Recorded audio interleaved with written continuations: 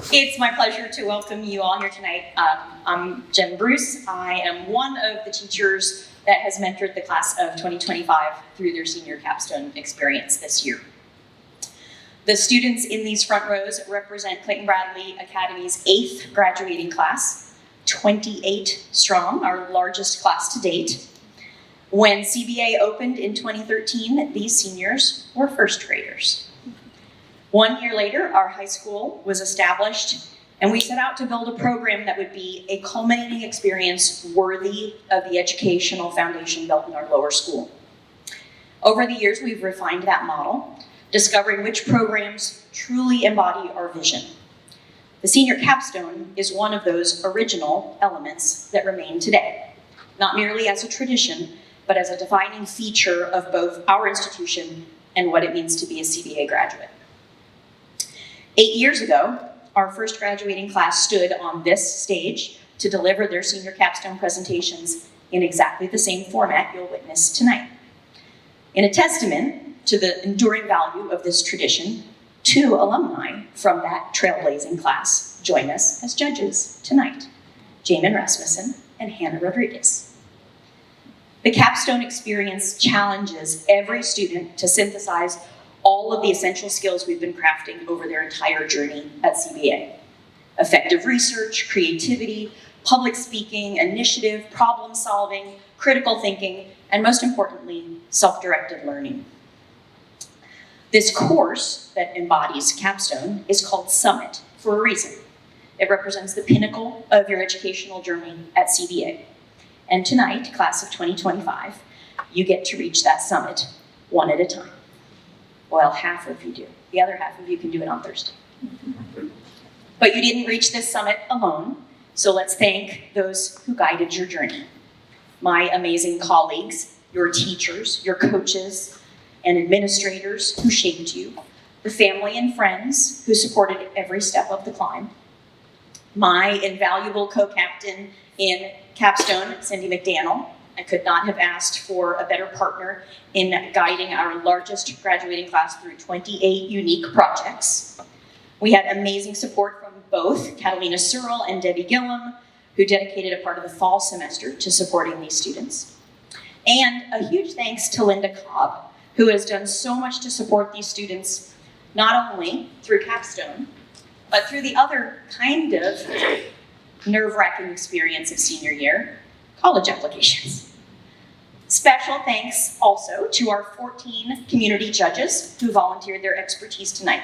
Many will also be returning for Thursday's presentations.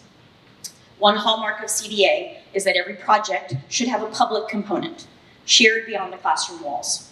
And that's only possible because professionals like you generously offer your time and talents. So it's time. I am incredibly proud to present to you the senior capstone presentations of the class of 2025.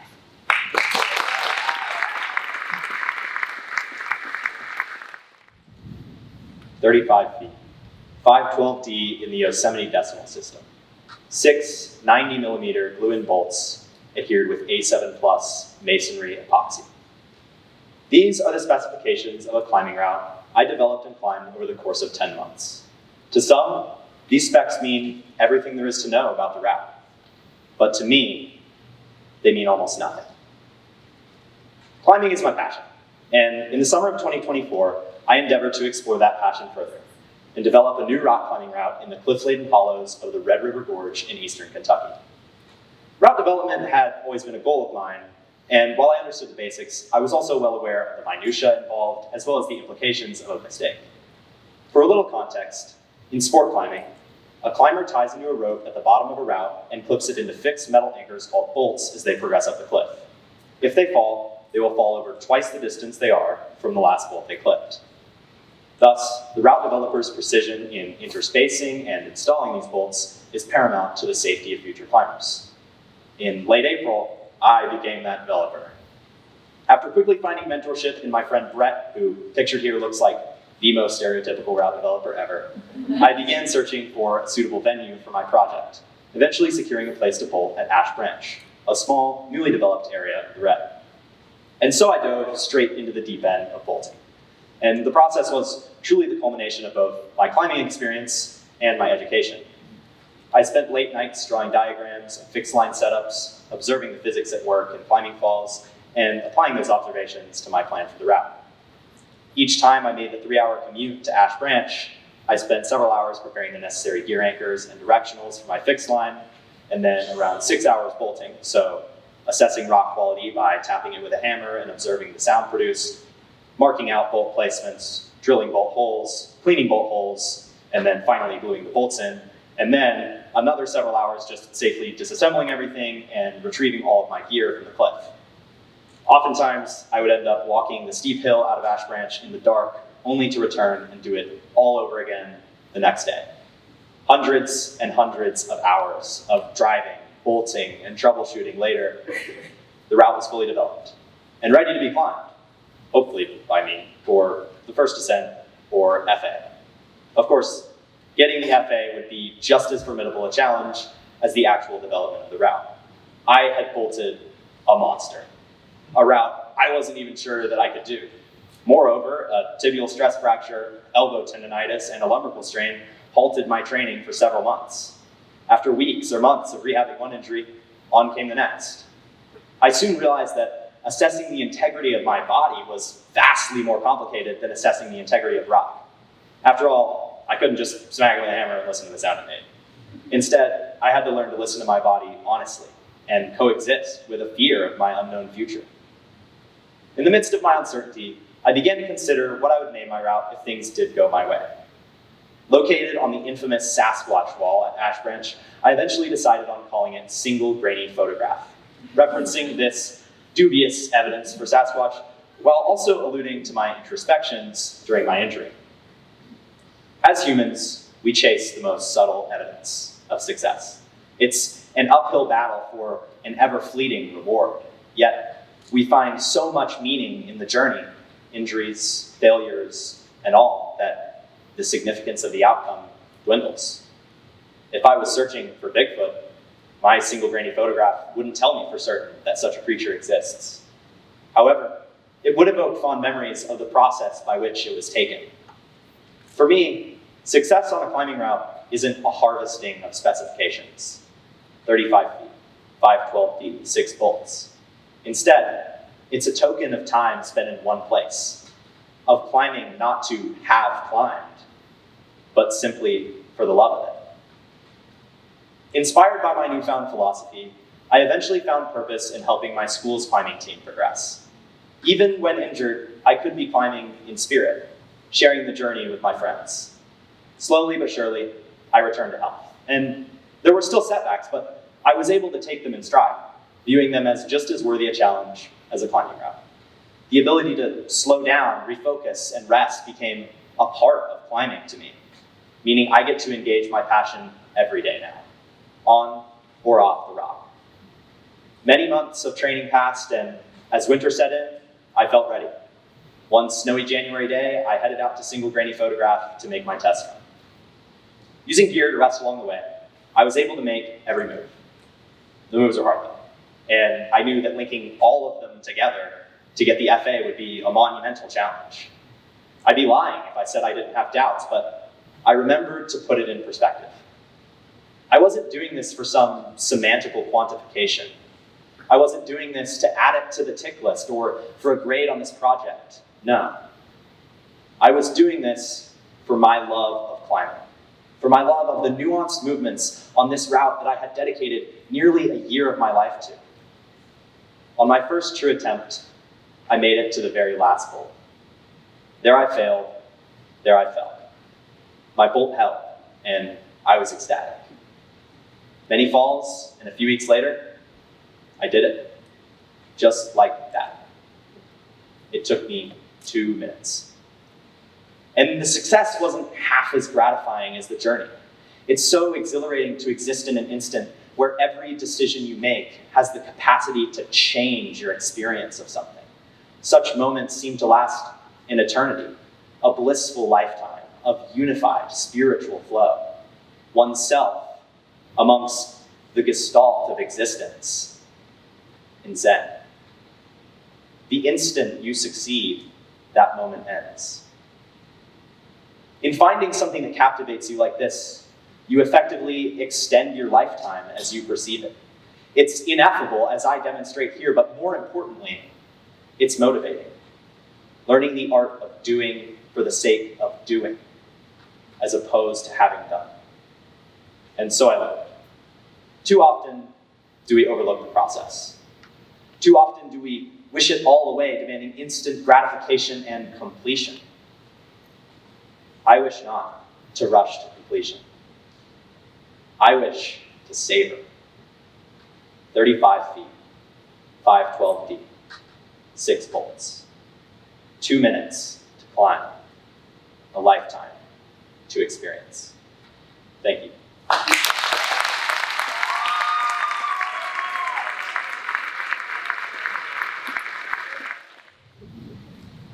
Ever since I was a kid, I've wanted to start my own business.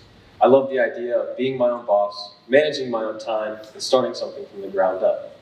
When I was younger, my parents would pay me to do little tasks like mow the lawn, do the dishes, or take out the trash. Although these seem like simple tasks, they grew me to realize the true value of hard work.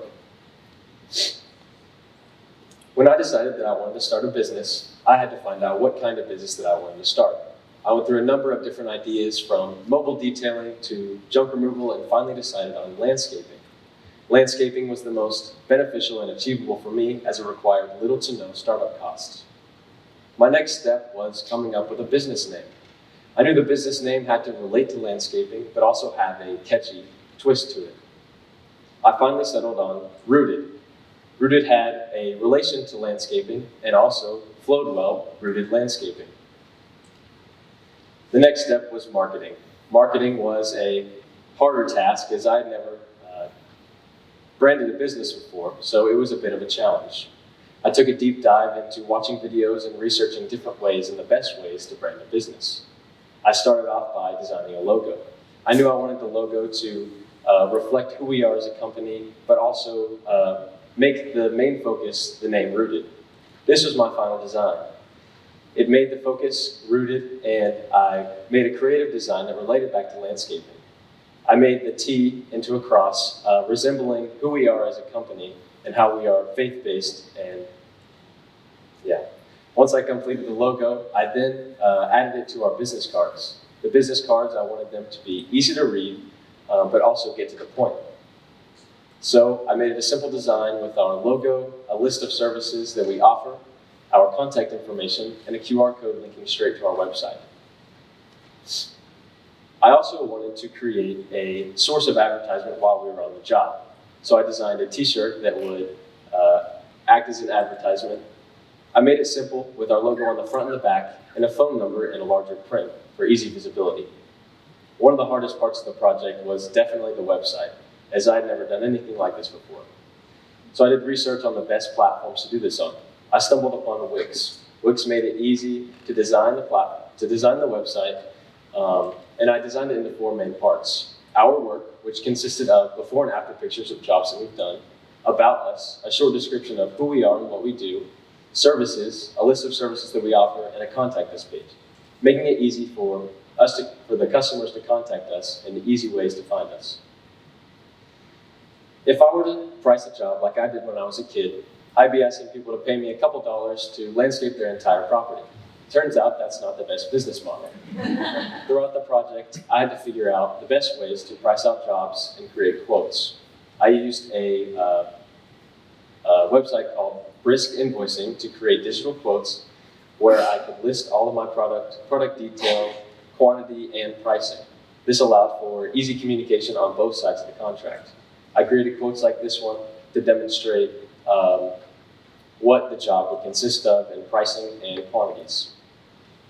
Now the next step was doing the actual landscaping. This was a part that I was very excited about, but since my project took place in the dead of winter, it was a little bit more difficult than I expected.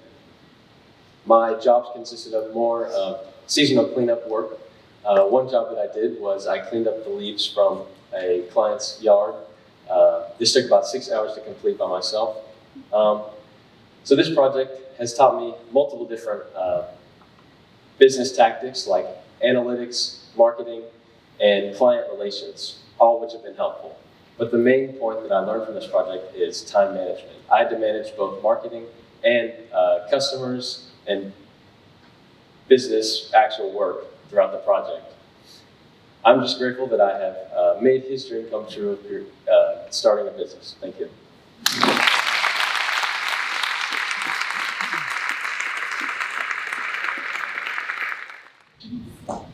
I hated golf. When my dad would drag me to the golf course, I would resist every step of the way.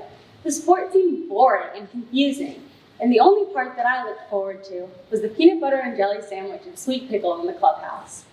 Meanwhile, all my friends played cool contact sports and proudly displayed big trophies, while the cool boys were on the soccer field. So naturally, I asked my dad to sign me up for soccer.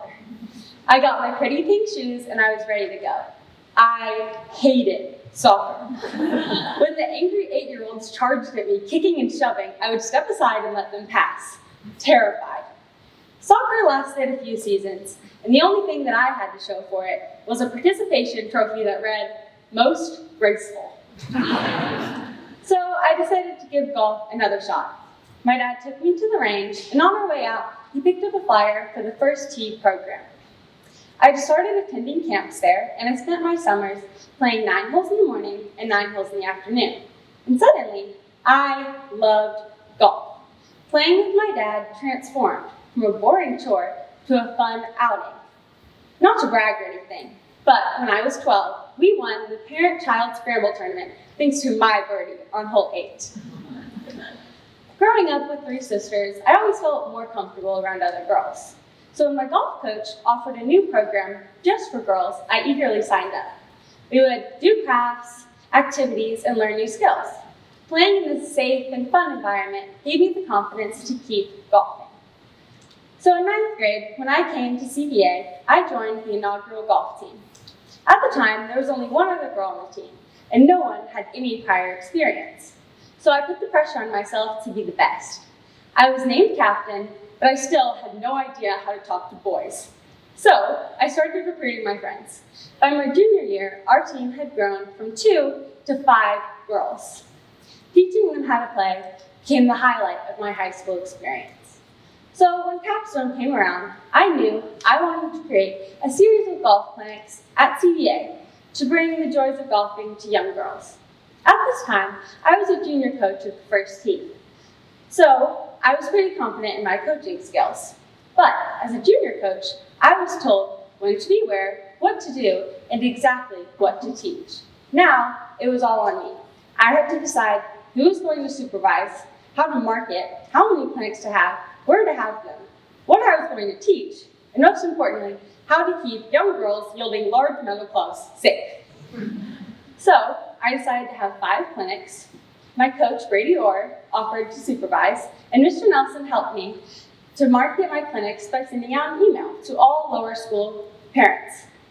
The email reached 200 recipients, and I was overwhelmed when I got 20 responses. Suddenly, I went from being worried about getting no interest at all to having too much. So it was time to find a course. I reached out to our home course of Iguani Farms, but they declined. Now I was panicking. How was I going to coach 20 kids with no course? So I reached out to my mentor at the First Tee. He kindly allowed me to use not only the golf course there, but all of the clubs and equipment. For content, I decided to use activities and games that I loved as a young golfer.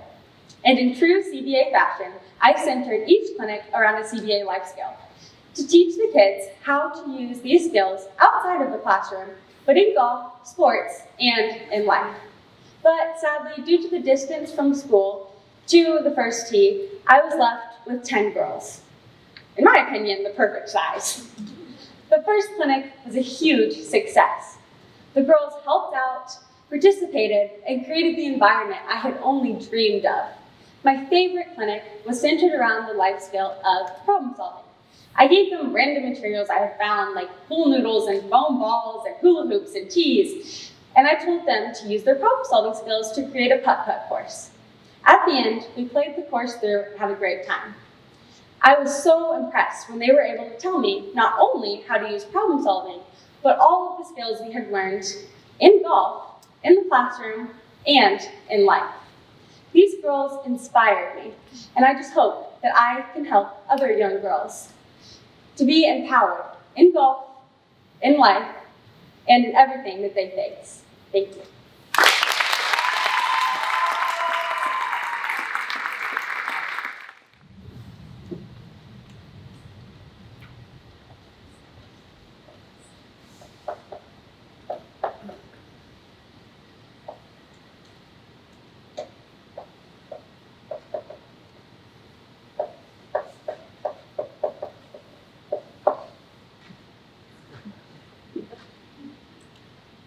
What is the meaning of life? Is it love? Is it the way that some people make me smile? Is it calculus? Oh, don't even get me started on calculus. But maybe it's something bigger, like the pursuit of knowledge and the pursuit of your passions. Well, my passion is mathematics, which has deepened throughout high school as a result of one activity, self-study. Outside of school, I taught myself the entire calculus sequence. In this process, I utilized used college textbooks that I had bought from McKay's, as well as books from Dr. Bruce's collection. But I knew I didn't just want to learn math, I wanted to share it. And that is when my capstone was born. I realized something incredibly valuable in high school, that the most important part about education is not the content, it is the translation, how well you can make someone else understand something. Richard Feynman summarized this perfectly. The ultimate test of your knowledge is your capacity to convey it to another. So when Dr. Bruce told me that, posed the idea of me teaching math workshops throughout the year, I was excited. I had just begun to teach myself linear algebra at the end of my junior year, making it the perfect topic for my capstone. If you've ever drawn a line, you have touched linear algebra. It is the math of lines, vectors, and matrices, looking at how shapes and systems transform in space. This foundation in Algebra 1 material gave me the perfect connection point for my workshops. But it turns out that knowing math and teaching math are two very different things, something I found out quite quickly. I hosted my first workshop at the end of the first quarter, already behind schedule. I was nervous, and not long into the presentation, I froze. I panicked, I forgot what I was going to say next, and I even started to make uncharacteristic math errors in front of some of my best friends. It was humiliating, but also an incredible learning experience. After the workshop, Dr. Bruce told me that it was all right, seeing that it was my first teaching experience, and that she was just glad that she had finally found something math-related that I wasn't naturally good at. And that was when I realized that the heart of this project wasn't just about math. It was about learning how to teach. So we met to discuss what went wrong in my first workshop, centered around four main things. First, I didn't have enough content to fill the whole workshop block. Second, the content I did introduce was way too complicated for an initial workshop. Third, I didn't have enough structure for myself. And lastly, I didn't engage with my students as much as I wanted to. So we rebuilt my process. Dr. Bruce taught me how to start with familiar material and then gradually build into introducing new concepts. She taught me how to slow down and elaborate deeply instead of just rushing through definitions. And she also suggested that I write guiding notes for myself, adding structure to each presentation. But I didn't end up hosting my second workshop until the end of October. Life and required workshops got in the way. But this additional time allowed me to refine everything. By the final 3 workshops, I had hit my stride. I was confident, I spoke clearly, I built additional connections between topics, and I started to engage my students more through visuals and animations. I hosted my final workshop on January 16th, nearly 2 months before this presentation. That means I'm done, right? I just get to chill. Well, that is not me. I constantly want to challenge myself, push myself to my limits, and continue learning new things. So at the beginning of the 3rd quarter, I decided to add one more challenge. A paper. Not original research, but a 42-page paper dedicated to making complex math approachable, just like my workshops. It centered around 2 voices. First, an intuitive introductory voice, centered around analogies and visuals, complemented by a more formal voice, centered around rigorous mathematical definitions. The topic, fractals and chaos, and how they connect to linear algebra. Why these topics? Because they show how order hides inside disorder. Fractals repeat at every scale, in broccoli, coastlines, and galaxies. Chaos theory shows how small changes can have massive impacts, like the butterfly effect. Here is an example of one of my favorite examples of chaos that are in my paper. The generation of the Sierpinski carpet. This is a fractal that is generated by cutting squares out of squares. This random process converges to a beautiful mathematical structure. But this paper turned into my own series of underestimated events, my personal title for this project. First, I told myself, I'll finish this by the end of January. Nope. Then, mid-February, nope. Finally, 2 weeks ago, success. The paper includes a multitude of personally coded visuals, including the Barnsley fir, a fractal generated by randomness. But if you want to see the ultimate hidden beauty, it is this.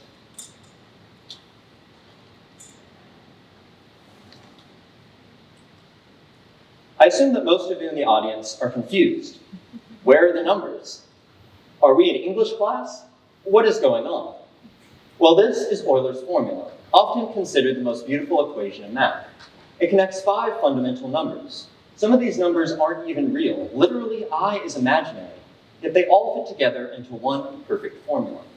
And that is an example of math, taking something that is abstract and imaginary and turning it into something that we can understand. Beauty hidden in complexity. And that is why I love math. It takes things that are abstract and imaginary and turns them into things that are real and beautiful. And that is exactly what this project has taught me about learning itself. So, what is the meaning of life? For me, it's the pursuit of knowledge, the pursuit of my passions, and finding beauty in failing, learning, and trying again. This project wasn't just about math. It was about learning how to teach, how to translate, and how to find beauty in the process. It taught me that true beauty, whether hidden in fractals, buried in equations, or discovered at 2 a.m., always reveals itself to the curious. Learning isn't just about finding the right answer. It's about finding beauty in the process. One step, one proof at a time.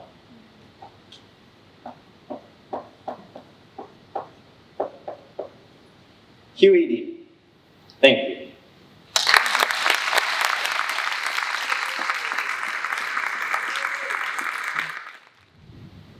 We all have that one class where the teacher assigns a project and tells you, you pick the topic. Make sure it's something you're passionate about. For me, that's my senior capstone. Sounds stressful, right? There are so many options to choose from and so much pressure to pick something great or cool. I didn't know where to even start. I had gone through multiple topics, but none of them had really worked out. Either the project had been done already, or I would need a degree or special traits to be able to fulfill them. Eventually, my teacher approached me, and she suggested that I do something for one of my classes. At first, I didn't really know what I would do for one of my classes, or even what class I would do it for. She was like, why not Yearbook? It's a class that doesn't have much structure, and you're the editor-in-chief. I thought that this would be a perfect idea. But something you have to understand about Yearbook is it's not an after-school activity or a club. It's a class. People generally take it, get the art credit they need to graduate, and leave, which leaves the staff looking different each year. And sometimes even the teachers look different each year. This year, we've had 2 different teachers. The point is, each year was not consistent. The first year I was in Yearbook, I had a simple job. My job was to edit and submit pages.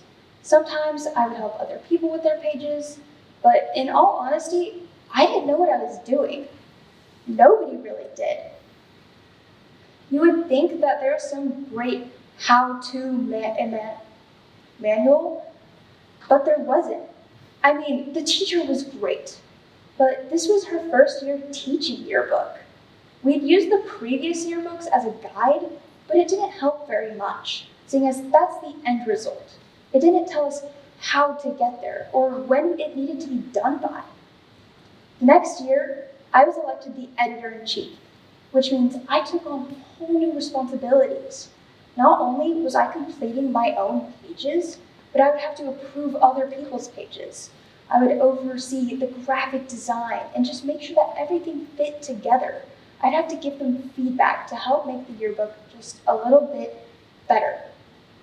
But even then, I still didn't know what I was doing. There was no instructions. Which is why for my capstone, I've decided to create a handbook.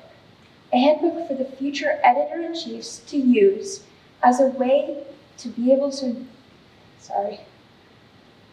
I decided to create a handbook for future editor-in-chiefs to use to be able to pick up so that each year it wasn't just starting over. This handbook includes their duties, their responsibilities. And the thing is that the yearbook has to be completed in 6 months. 6. There is only 2 quarters that we get. Think about that. We only get 2 quarters to create the entire yearbook. And not only is it just us working, we have to work with other students, and we have to connect to the faculty and staff to get pages that we need from them to help complete the whole entire yearbook. It can be stressful. But the handbook will include for the editor-in-chiefs, also known as ECs, it'll include this total yearbook has 170 pages. We have to pick and choose from 757 portraits, as well as nearly 1,300 candid photos. We have to upload them, arrange them, and edit them perfectly. With the handbook, they will be identifying their duties. This year, you may ask how many people are on staff for a yearbook. You would expect a decent amount, right? Well, there's only 11 people, there's only 11 people. In the staff, we have 3 seniors, 6 juniors, and a couple of underclassmen. With this, it takes us, my total time in our eDesign software, I have spent 191 hours total, just editing my pages, which is only 28 out of 172. The handbook, which I have designed for them, will include their duties, their schedules they need to follow, timelines they need to set, as well as due dates that will help them create it in a way that it will flow easier. With due dates, you are able to set times and cut the yearbook into chunks, making it easier to complete. Thank you.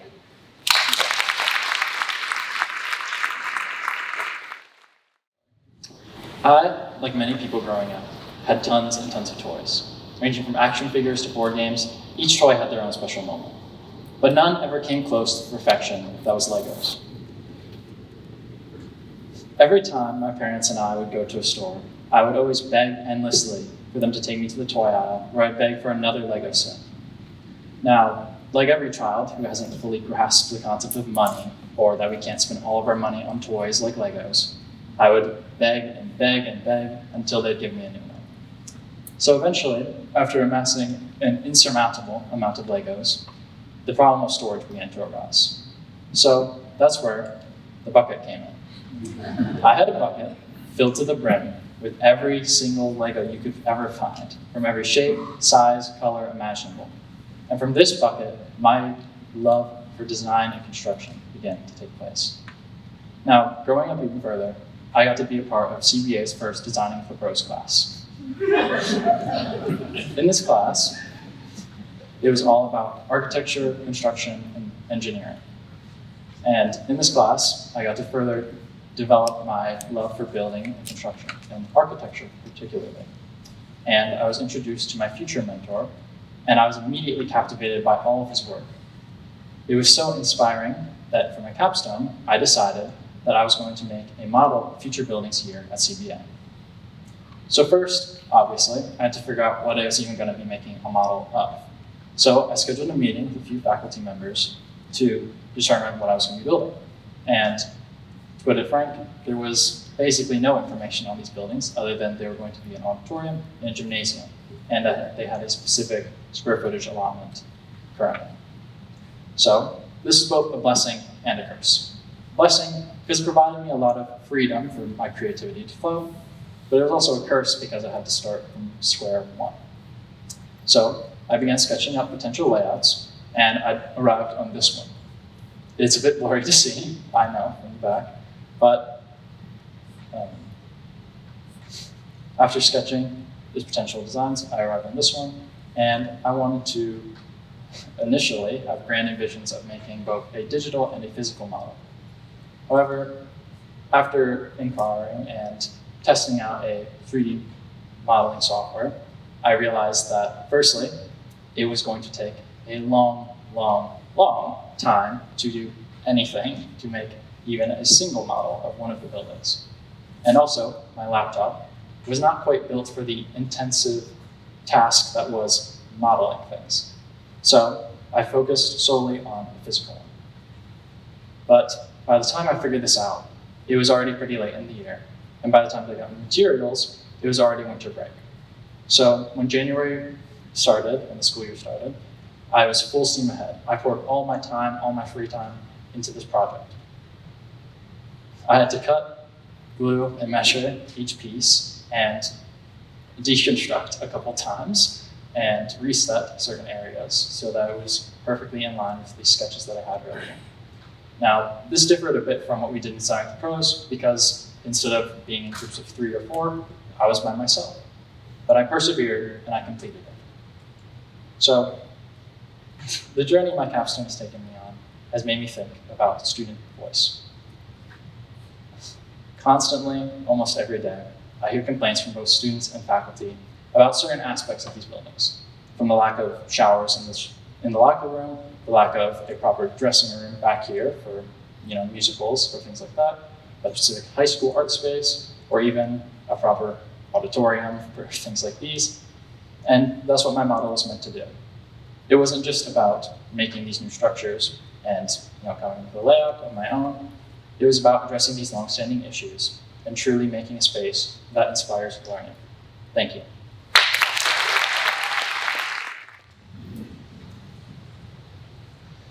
If you wanted to survive on Mars, what are some things you might need? You, sir.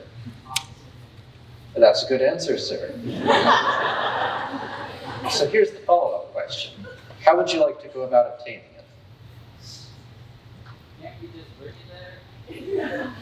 Well, you could, but it would cost you $5.7 million per person per year. And there would be no backup plan. So I think we can agree that that's not necessarily practical. Thus, there's been a lot of research into how we could actually extract oxygen on the Martian surface and use it for our needs. So when I was a freshman, a colleague and I developed a chemical theory for how one could extract oxygen from the Martian soil. Here's that basic chemical recipe. We'll take the soil. Now everyone knows that Mars is red because the soil contains lots of iron oxide.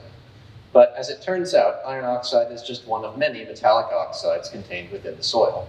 So we will take those metallic oxides and we'll react them with hydrogen at a high temperature environment. And the result is that we'll obtain water. We can then take that water and we'll electrolyze it, which means to split it up into its constituent elements via electricity. And we'll obtain the hydrogen back, which can be recycled, and oxygen, which is our goal. But how do we take that chemical theory and actually scale it up? That's what my capstone project aims to explore. Now, I don't have $1 million budget or a university laboratory to go build a prototype of this thing. So all of my work is based on a mathematical framework and was carried out digitally. So with that in mind, how do we design a process to carry out this chemistry? Well, we start with a radioisotope thermoelectric generator, or an RTG. As Mark Watney from the briefly skipped over first slide would say, like many of life's problems, this one can be solved with a box of pure radiation. So this will be our means of obtaining heat to raise the regolith to the necessary temperature and providing electricity for the electrolysis, where we split the water up into its constituent elements. We then need a means of transferring that heat, which we'll do with a shell and tube heat exchanger. Our shell side fluid, which is absorbing heat from the RTG, will be lithium beryllium fluoride, It's a molten salt with a melting point of above 1,700 degrees Celsius, so it can take that much heat without risking boiling. And our tube-side fluid will absorb heat from that fluid, and that's our hydrogen. We then inject the hydrogen into the soil at a high velocity, generating what's called a fluidized bed, which is where those solids will behave like a liquid in order to maximize the contact area between the two reactants. Then we condense the water and spare hydrogen, and we electrolyze the water, and the whole process starts over. So, with that in mind, here's how we simulate fluidized beds. Now, the electrolyzer, that was straightforward. We just had to come up with a resistance for each cell as a function of its area and its thickness, and then generate a curve of solutions. And the RTG could just be NASA's next-gen RTG, which is already developed. But the fluidized bed is more complicated. In order to simulate a fluidized bed, well, humans don't really have a great way to do it yet. But the best model that we've ever come up with is called the Cooney-Levenspiel model, and you're looking at it, or about 20% of it. So I think you'll understand when I say that it took some time to comprehend what's going on here and work my way through it. So we'll answer quite a few questions as we work through this math, like what's going to be the concentration of the reactants at different phases in the bed, and what size should the bed be. But at the bottom line, the question we're really trying to answer here is, how much dirt do we need? But that's a lot of math to do by hand, especially if you want to try more than one possible combination. So I built a program in Python to carry that out for me. The program tried 1.8 billion combinations, and depending what input parameters you gave it, yielded between 3.1 million and 50,000 solutions. It didn't work immediately. I had to spend days debugging it, and there was no success in that for a long time. But eventually, I talked to my father about it, and he suggested, why don't you just break up your model into one function at a time and test it against the example problems in the textbook that you used to learn the model. And so that's what I did. And within 24 hours, everything worked great. So there's a lesson here, and that is, you can't do it all at once. Sometimes you have to make small pieces function and then assemble them into the whole. Or as he said, if you try to fix the whole thing at once, you're doomed. But with that in mind, let's see what solutions for the fluidized bed the simulation returned. So here's our bed, and we get a diameter of 5 centimeters. That's quite reasonable, and I think we can agree that would fit well within weight and volume constraints we might want to look at. So let's just see what height would be. So I think we can all recognize that that's not terribly practical. So why is that happening? And there are a couple of main reasons. The first is that Mars's gravity is lower than Earth's, as we know, by about a factor of 3. So that means for any given velocity that our gas is flowing in at, the bed height will be taller because things don't fall back down as quickly. We could compensate for that by making diameter larger and thus decreasing the velocity, but then we have the same problem in the opposite dimension. And secondly, the model on which this mathematical framework was based was experimentally determined here on Earth, and so there are a lot of constants that may not necessarily hold up for extraterrestrial applications. So more research needs to be done into how we can expand that model, or if it's even applicable to operations on other planets. So why take this project on at all if no practical solutions were returned? Well, I didn't go into this expecting that it would be this game changer that's going to revolutionize space travel or the next big thing. I took this project on because it was a convenient opportunity to learn about a lot of things that I was curious about. And I think that's really indicative of how we're taught to learn here at CBA. Instead of just making notes on something from a lecture or reading about it in a textbook, let's do it for ourselves. Let's try our hands at it, because experience is the best teacher there is. Thank you.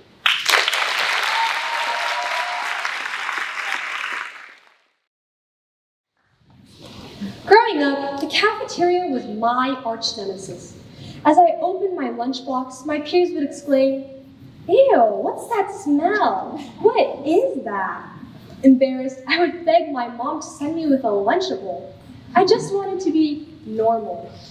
Confused, my mother would tell me, the lunches I pack you are normal. Authenticity used to be something painful for me. I just wanted to fit in with my peers. For the first 10 years of my life, I was raised in Fort Mitchell, Kentucky, which had less than a 1% Asian population. From a young age, I was aware of my family's differences. Delicious, healthy, and slightly stinky fermented foods like kimchi and natto filled my fridge. I harbored anger towards my family for years. Why did my grandparents have to immigrate to America? Being the odd one out in my small southern town was incredibly hard. I felt anything but normal. It was not until high school that I accepted my cultural identity. As American food culture began embracing ethnic tastes, the stock in my identity as a Japanese Korean American began to soar. The same dishes that used to ward off my peers due to their unusual smells and odd aesthetics were now sold in supermarkets everywhere. Surprisingly, food became the key to accepting my differences. As I started brainstorming ideas for my senior capstone project, I reflected on my passions: reading, eating, and cooking.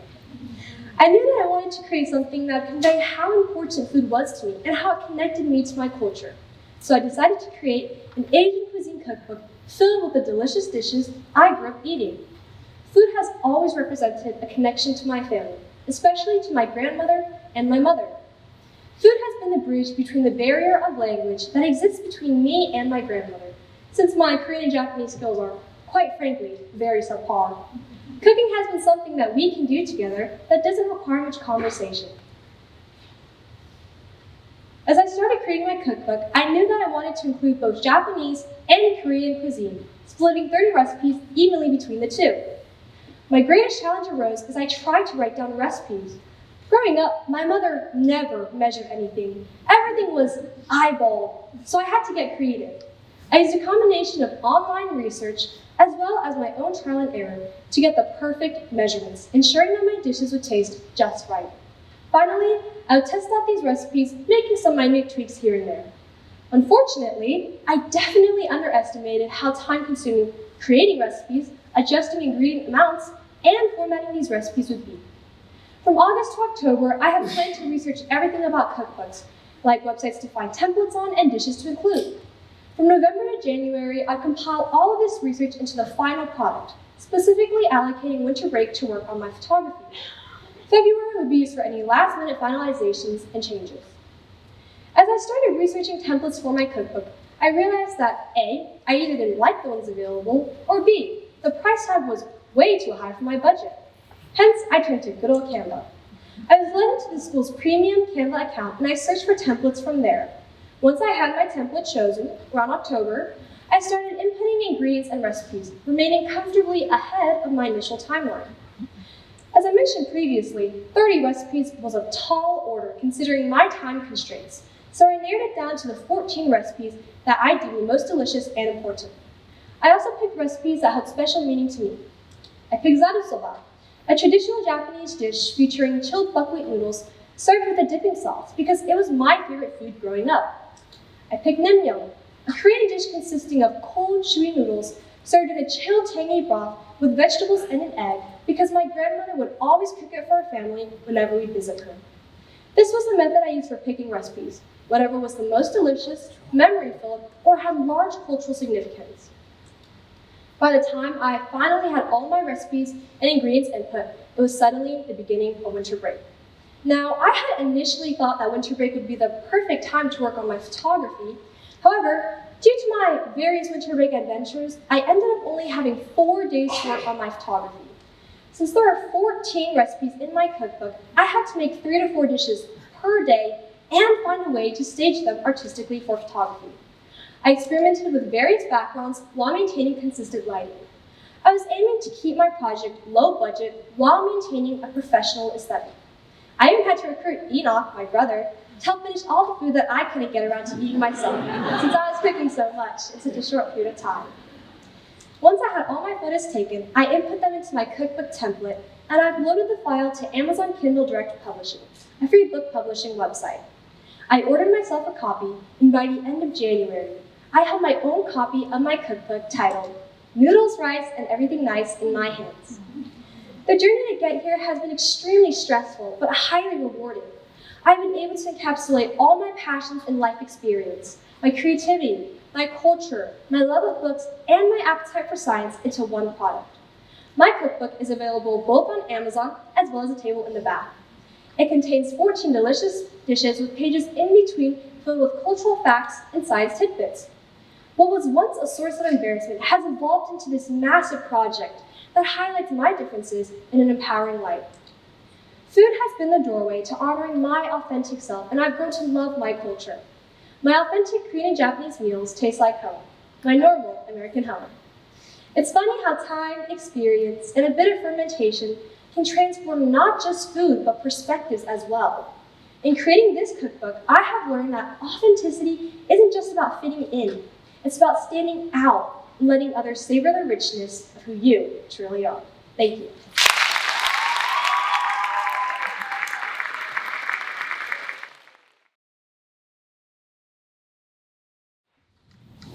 When I was 16, I got my first job at Culver's. At first, it was just about earning gas money, but over the 8 months I worked there, my perspective of the world completely changed. Before that job, I went to a private school, I attended church once or twice a week, and I was living in a loving and caring and Christian household. But working there, again, changed everything. I watched as my so-called friends fell into drugs and other substances, and I watched a man who I used to know beat on his girlfriend at the time and see no issue with it. That same man actually ended up pulling a gun on me at a point in time and later told me he thought of it as some funny joke. Didn't feel like a funny joke to me. For the first time in my life, I saw just how much pain and suffering was in the world and the methods that people used to cope with it. And they were starting to take their anger out on me. And this had me questioning everything, which then led to a massive question. If life was so full of pain and suffering, what was the point in living in it at all? I thought about talking to my friends or my family about this question, but everyone has their own stuff going on in their lives, and I didn't want to burden them. So I kept it to myself. I fought with this question for so long that I eventually ended up quitting my job. And I remember lying awake at night, thinking about this question, when then yet another question popped into my mind. I wonder how many other people felt like me. How many other people felt strained, or depressed, or isolated, or overwhelmed? Well, that's when I decided to look at the numbers. Did you know that one person in the world about every 40 seconds commits suicide? It's about 58 people every hour, 1,392 people every day, 9,744 people every week, 41,976 people every month, and around 703,000 people a year. And those aren't just numbers. Those are people with friends, families, and dreams that were never fulfilled. Now, I never set out to be an advocate for mental health, but through my own struggles and through watching now how many other people I knew were like me, I thought, what if there was something I could do, something I could make or create to help these people feel less alone, something that could get them looking for the next day forward or help them re-engage in their communities. Little did I know, those were the first steps in creating what I would later call Step 1. Now, I knew nothing of app development. I had no previous experience in app development or coding experience, but I did have the world's greatest asset, YouTube. And after watching countless tutorials later, I started that design process. Now, for this app, I wanted to have 3 main functions. The first one being an articles section, a section that would allow users to independently on their own time be able to look at the article section and help rebuild that mental foundation and then self-confidence. Now, for my second function of my app, I wanted to create a chat section, a section to where users could answer 5 quick and simple questions and instantly and anonymously be paired with a user like them. Now, these 5 questions were supposed to be simple. How old are you? Do you enjoy being outside? Do you enjoy working out? What was the worst movie you ever saw? I didn't want this to be like when you go to the hospital and have to fill out the 5-page questionnaire form. This is supposed to be easy and relaxing. Now, this third section of the app I wanted to create would be the help button, an immediate help center. Once the user clicks this button, they will instantly be paired with the suicide prevention hotline phone number and the suicide prevention hotline website. So my app would have immediate, long-term, and individual help. Now, about halfway through creating this app, I started to struggle. Creating that chat pairing system was extremely difficult, and I had no idea how to complete that. But even worse with that, after I finished that problem, I suffered with self-doubt. I didn't know if anyone would want to use this app, if it was a big waste of time. What if I was just going to embarrass myself? But thankfully, with the help of my friends and Capstone teachers, I persevered and created step 1. But then again, creating this app was only one part of my problem. Even after this app was created, I was very accomplished with myself, and I thought there was nothing left for me to do. I felt ahead of schedule until Dr. Bruce sat me down for our regular Capstone meeting and asked me a very simple yet important question. How do you plan to share this app with the world? Well, you see, Dr. Bruce, I had nothing. I sat there for 10 seconds, which felt like a very long 10 seconds at the time, and came up with nothing. So I simply told her, I have no idea. Well, I hope people will use this app, for one, because it's simple. There's no complicated setup. There's 3 main functions and 5 simple questions, and boom, you're paired with someone like you, someone with similar interests, similar views, someone you can have a new friendship with. Second, it's a casual, friendly space. This is not supposed to be a replacement for therapy or anything like therapy. You can just access this on your phone or Apple device, and boom, step 1's there, and it's free. And third, I hope people will use this app because it's believable. It's not supposed to be like your Apple Health app that tells you it can help you lose 50 pounds within 2 weeks. I can't promise that, and I can't promise to fix your mental health, but I can help you get a start on it. I can help you go in the right direction. When I first started working at Culver's, I thought the world was a very great and beautiful place, but over the time I worked there, I realized that was not the case. The world is messy and people are suffering, but that doesn't mean they need to suffer alone. I hope this app can one day be fully released and help people the way I dream it can. And if you know someone who's struggling with their mental health or thinking about suicide, please reach out to them, because one day it might be too late. Thank you.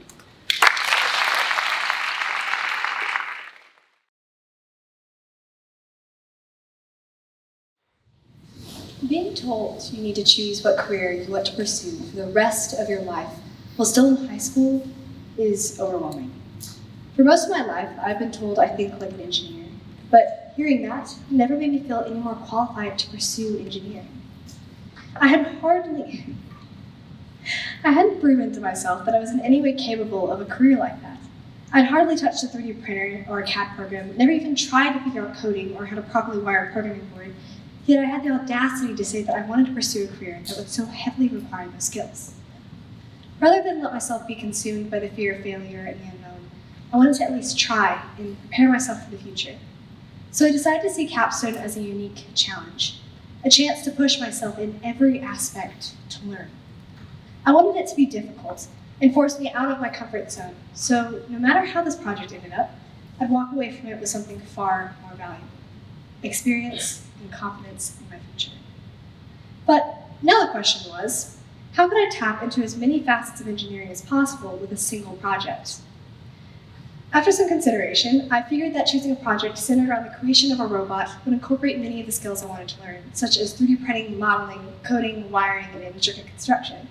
I researched further and discovered a specialized field of engineering called bio-inspired robotics, where people study the natural world and create robots that mimic animals.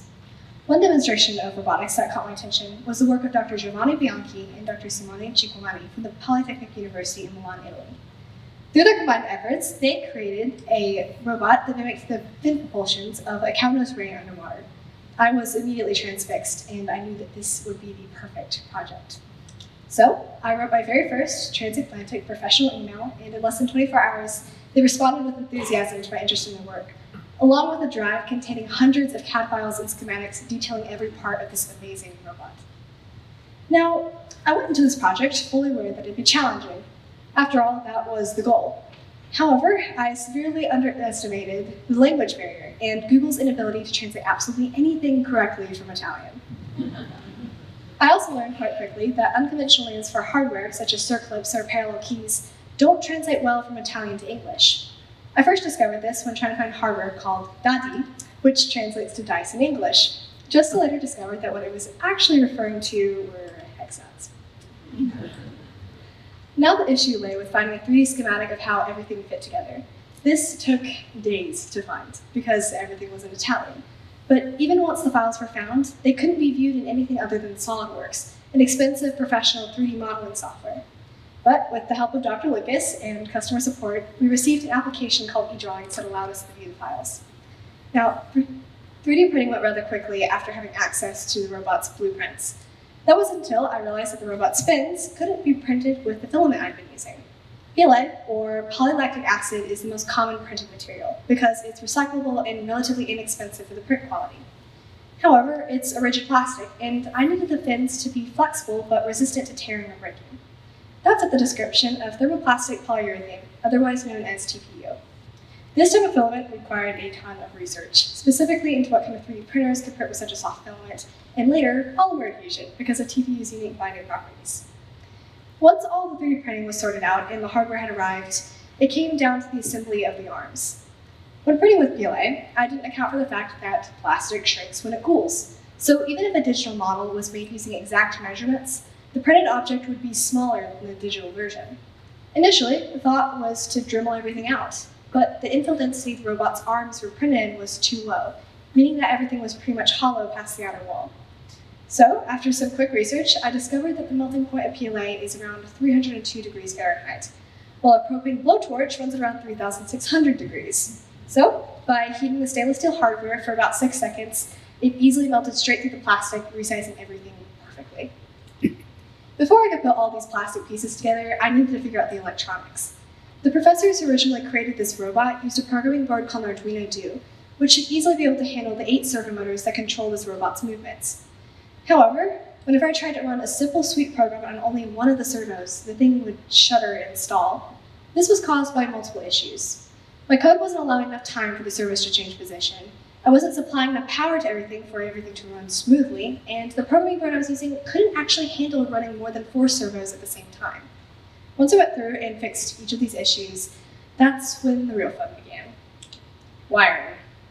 This is also when I realized that anything that could go wrong in this project would, and most likely include a fire.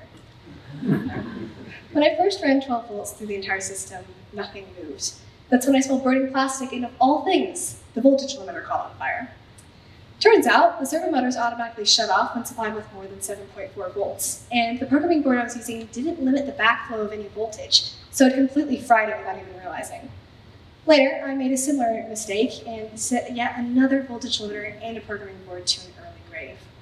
Eventually, I did achieve a wiring setup that didn't catch fire every time a battery was plugged in, but at this point in the project, it was a constant back and forth of building, altering, and reconstructing. With every bit of progress that was made, one thing would go wrong and the whole thing would have to be rebuilt. It was stressful and frustrating, but it allowed me to experience the reality of the engineering process. Now, up until this point, I've always approached my life and assignments rather cautiously, with fears of immediate failure and not getting everything perfect on my very first attempt. I've always held the bar unreasonably high for myself, and in the past, this has kept me from even starting assignments to begin with. But over the course of this project, I've learned that it's not only okay to fail, but failure is necessary for success. With engineering, there's only so much research you can do to prepare yourself for the inevitable mishaps or unexpected issues that force you to learn everything you possibly can about polymer adhesion or TPU filament. But in true engineering fashion, trial and error will always and forever be your friend. If something breaks, you first figure out why the issue occurred to begin with, and then rebuild it in a way that hopefully keeps it from breaking again. And if it miraculously does manage to do just that, which it probably will, you simply find another solution. I chose this project to push myself to learn new skills that I had little to no experience in, simply because I found it fascinating. From that, I gained a whole new appreciation for bio-inspired robotics and Italians. But most importantly, I learned a valuable life lesson. When we learn to accept rather than reject it, failure brings knowledge, knowledge brings experience, and experience brings success. Thank you.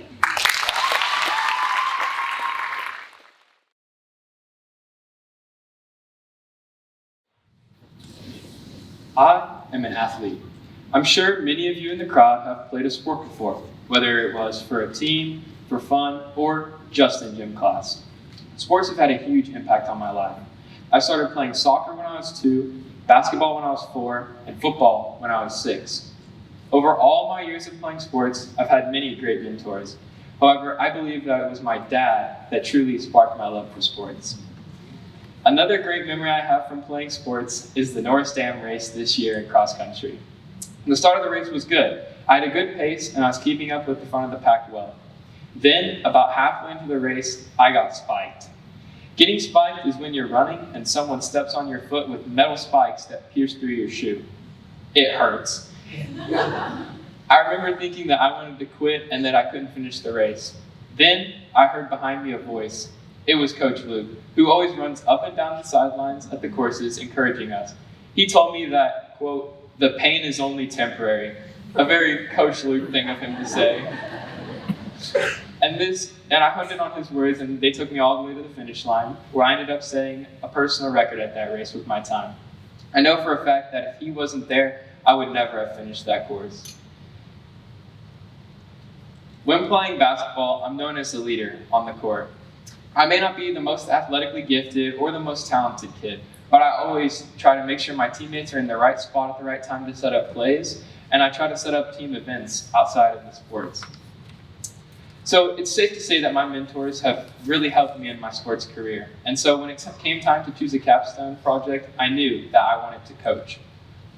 I didn't know where I wanted to coach yet, but in doing some research, I found a place here in Maryville that I could work with. The Parks and Rec Association. I played soccer at the Parks and Rec Association when I was little, so I was kind of familiar with how it worked. In doing some more research, I figured out that they had some strict requirements that I just couldn't meet. For example, you had to be 18, and at the time, I was only 17, so this wouldn't work. When I brought this roadblock up to Dr. Bruce, she pointed me towards Coach Starkey. Coach Starkey was my middle school basketball, high school basketball, and middle school flag football coach. I told him about my idea for Capstone, and he told me about a new program launching here at CBA. It was the elementary school basketball program. This was great. It was everything I wanted. It was coaching at not a high level because I wasn't a coach, and it was new, so I could put my foot in the door and I could make sure that I was doing it right.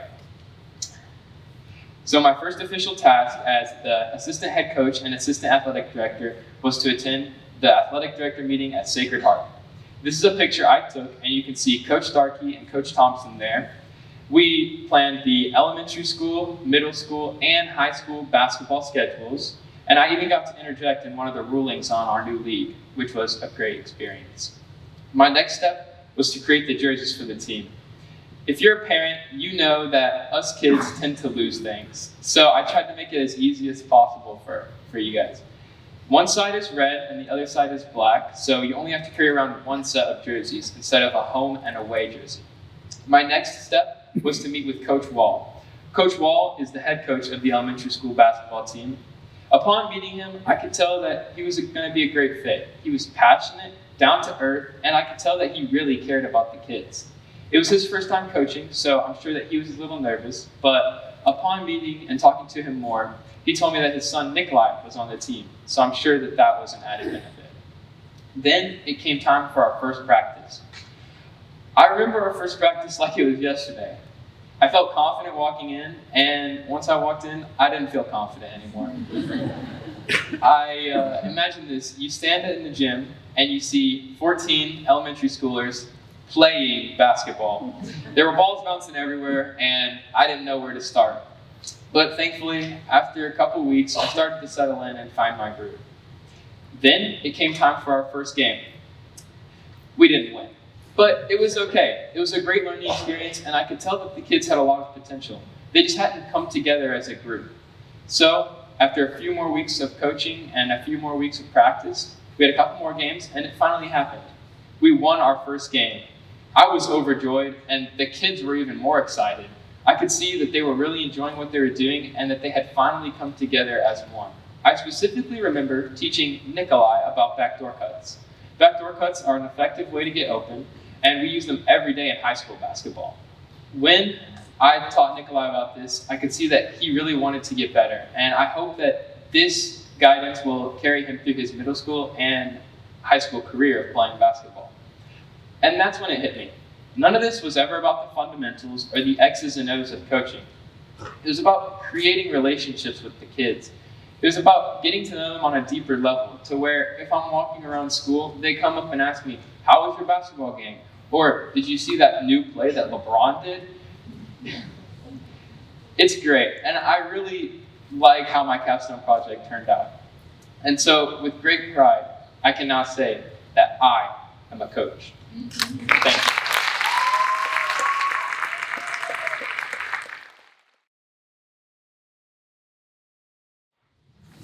I may be the only teenager that was ever told to drive faster throughout the Drive for Life program. In fact, that was really the only advice I received throughout the Drive for Life program. But this seemed like a dilemma to me because it felt like my parents were always telling me to slow down. But to be fair, my parents have hammered the concept of safety, and specifically road safety, into my head from a young age. To be honest, I was one of those annoying kids that would remind my friends to look both ways before crossing the crosswalk. But I never imagined that my capstone project would be based around safety. When thinking of a capstone project, I really only had two goals in mind. First, how could I benefit Clayton-Bradley Academy and the Clayton-Bradley community? And second, how could I create a capstone project that would outlive myself once I graduated? But no ideas really intrigued me until one day my dad recommended implementing a school safety patrol program here at CBA as he thought about his days as a school safety patroller. This was the first school I had attended that didn't already have a school safety patrol in place, but also implementing a school safety patrol would promote a safer environment as well as be a program that could continue even after my graduation. But I also believed that a safety patrol was needed here on campus. Throughout my 3.5 years of being dropped off at school, there were numerous close calls from students or drivers being on their phones or just simply not paying attention. And thus, my capstone project began. The most well-known school safety patrol is the AAA school safety program. And this program has been around for over 100 years. So it seemed obvious that I should just simply implement the same program at CBA. However, over time, I realized that this plan was unrealistic. The AAA school safety program is designed for larger schools with lots of traffic and even school buses. And the patrollers in this program are in grades 4th through 8th. As we all know, CBA is a very small school with grades pre-K through 12th grade all on one campus. So after some discussion, me and my capstone teachers decided it would be best for all the patrollers to only be high schoolers. From this point on, I decided to use the AAA school safety program as a guide, rather than just simply implementing it as it is. This was the first setback I encountered, but I was able to work through it and rewrite a handbook for patrollers to use. When writing the handbook, I used the AAA website, and that was a great source. However, I wanted the handbook to be tailored towards CBA. So I looked towards our life skills and lifelong guidelines. My hope is that our patrollers here at CBA can be leaders who model our life skills and lifelong guidelines. Patrollers should be held to a higher standard because safety should not be taken lightly. For example, if you are a safety patroller, it is critical that you use skills such as communication, personal best, common sense, and responsibility. But one of my fears is that not enough people would be interested in joining the safety patrol. However, we actually had quite a few people sign up, and this gave me confidence that the safety patrol was headed in the right direction. And once the safety patrol gained enough interest, I began hosting workshops where I explained the goals and the main purpose of the safety patrol, and I also began training patrollers. For example, this is what we call the South Crosswalk. If you are stationed here, your job is to stop cars entering the school to allow pedestrians to cross. You will always be standing on the sidewalk, but when there is a gap in traffic or several pedestrians waiting to cross, you will then slowly and cautiously enter the crosswalk with your stop sign raised and verbally communicate to the pedestrians when it is safe to cross. In the state of Tennessee, there were 818 accidents reported in school zones throughout the 2022 to 2023 school year. And in a study of observed school zones by the National Highway Traffic Safety Administration, 1 in 4 high schoolers were observed distracted while walking. 44% were wearing headphones, 31% were texting, and 80% were observed crossing the street in an unsafe manner. On the other hand, 1 in 3 drivers were observed distracted, not paying attention, or on their phones while driving through the school zone. And to be honest, I've witnessed these exact same behaviors right here at CBA.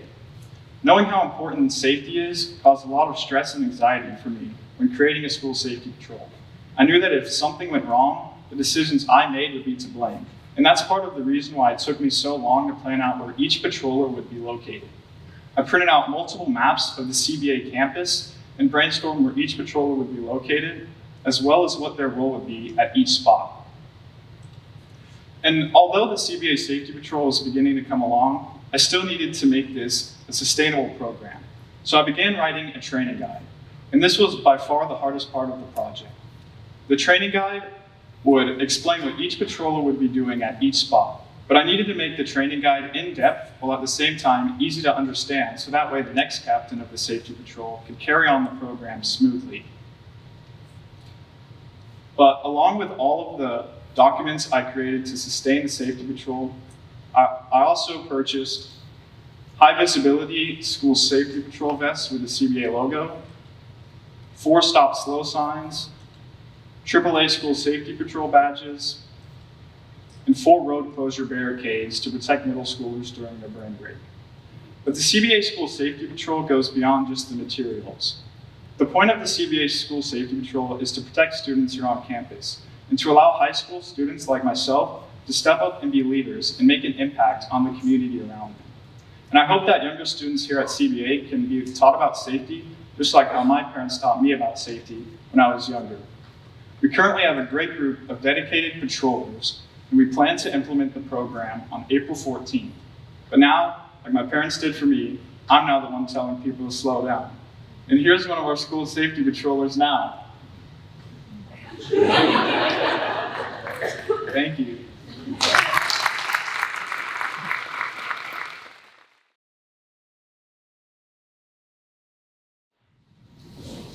This is 6.5 pounds of the plastic used by most 3D printers, called Filament.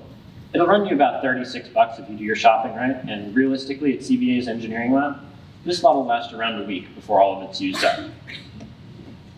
These two will go to engineering and passion projects, golf ball launchers, race cars, miniature cityscapes, and the like. And this one just gets thrown out. Why?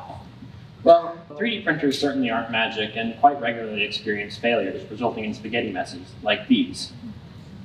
Even the most practiced and talented 3D printing wizards of G-code still often need to print support material for their prints.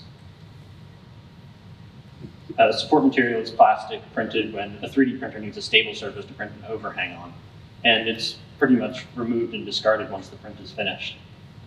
That seems pretty wasteful to me. Even though the most common 3D printing plastic, polylactic acid, or PLA, is renewable, made from plant starches, and technically biodegradable, throwing it away still creates a pretty big mess environmentally for the world and financially for the consumer.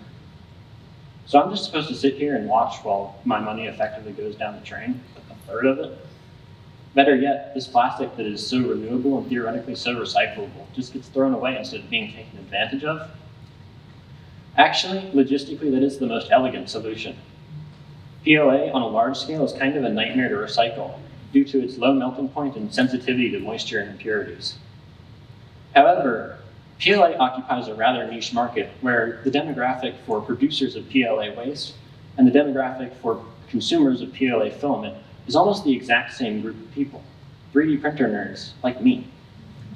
So if a solution for medium-scale 3D printer setups, like labs, makerspaces, schools, etc., to localize that recycling process so that they can process their waste prints and filament was introduced, then our problem could be solved, right?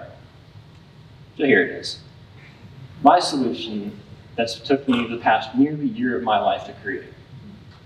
A functional filament recycler. Here's vaguely how it works. This motor drives an auger that pushes plastic from this hopper down this heated metal tube, which softens the plastic into a more or less uniform goop, so it can then be pushed out of this 1.75 millimeter extruder at around 200 degrees Celsius, or really hot in freedom units. It then gets cooled by these fans and pulled through these rollers, which sort of improve the consistency of the filament, prevent it from getting squashed or stretched before it gets spooled, and then used for more 3D prints. That all seems well and good, but that's far from the full story. You see, the tolerance for most 3D printer filament, much less my stuff, which I will remind you is being made by a glorified hot glue gun, is around 40 microns, or 60% the width of a human hair, generally. That means that at no point can the diameter of my filament be significantly less than 1.73 millimeters or significantly more than 1.77 millimeters. That seems like it would be easy enough if I just keep the auger speed the same, temperature consistent, and cool it quickly. But, and yeah, in the scientific theoretical world where cows are uniform spheres and G equals 10, it is that simple. Unfortunately, cows are, well, cow-shaped, and it's not that easy. My filament maker relies on something called a PID controller. This is something that I never really experimented with before. And I mean, I knew what one was and vaguely how it worked from my other nerd activities, but up until now, I'd never programmed one or set precise values with one. And it seemed like every turn I took with this machine included one of those little challenges, like PID controller, filament consistency, cooling, everything. And sometimes it felt like my filament maker might never work, right up until it did. It may have only been enough for one print, specifically this, the 3D bench. The 3D Benchy, the famed, or rather infamous, 3D printing torture test. The plastic in this little boat that is probably too small for you all in the back to see right now should be taking up space in a landfill, but instead it is here, being given life once again. I hope that my contraption, while a little crude and definitely a prototype, a pre-alpha release, if you will, can not only keep this damp rock we live on a little cleaner, but also be a teaching moment for the engineering youth to appreciate the little victories, accept the things you learn along the way as a part of the collective success, and most importantly, coming from CBA's Bologna China Shop engineering student, if it doesn't work quite right the first time, it's okay to resort to the hammer sometimes. Thank you.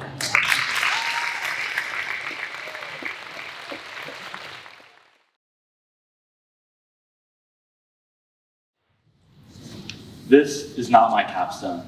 In fact, it's not even the capstone project of any senior in the last 8 years.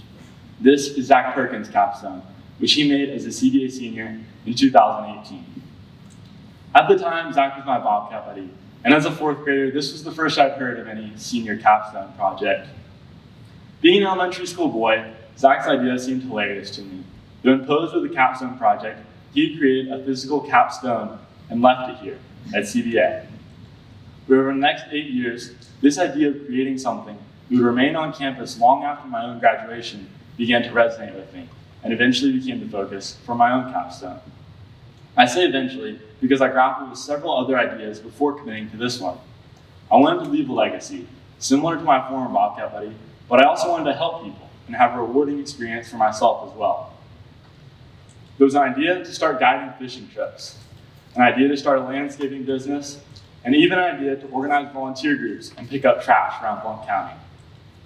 All very worthy projects, but in the end, I kept coming back to the importance of leaving a legacy here at CBA. So with that in mind, I decided that for my capstone, I turned my attention to a problem that's been apparent to me for some time: CBA's not-so-eternal flame.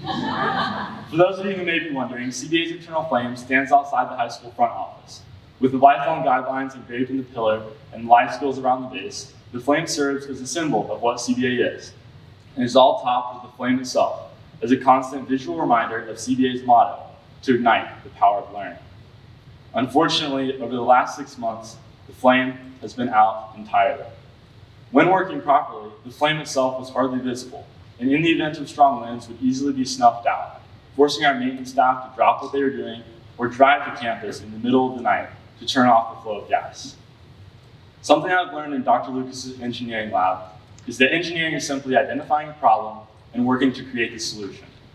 So with that in mind, I decided that for my capstone, I wanted to redesign the eternal flame in a more sustainable way, while also making it more visible to the CBA community.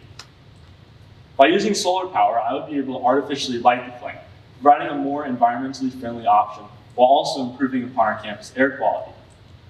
And the current gas system would not be something I would do away with entirely, just something that could be improved upon with this new, fully sustainable, removable system that could be used a majority of the time, apart from days of significance, like graduation or the first day of school, when a ceremonial lighting of the flame could be done. Now, in order to accomplish this goal, I would need a vessel to represent the flame. The first idea that came to mind was to make a glass flame, something with a brightly colored, intricate design, and ideally it would be hollow so that I could light it from the center. But after discussing my ideas with several professional glass artists, it quickly became obvious that what I wanted to accomplish would be impossible to make by myself, without years, if not decades of experience.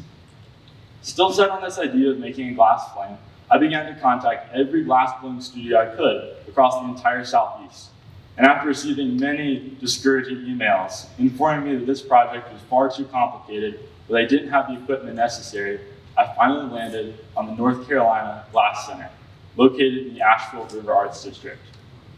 Unfortunately, after speaking with the staff, it became clear to me that they were barely recovering from the recent impacts of Hurricane Helene, where their studio was mere inches away from being flooded.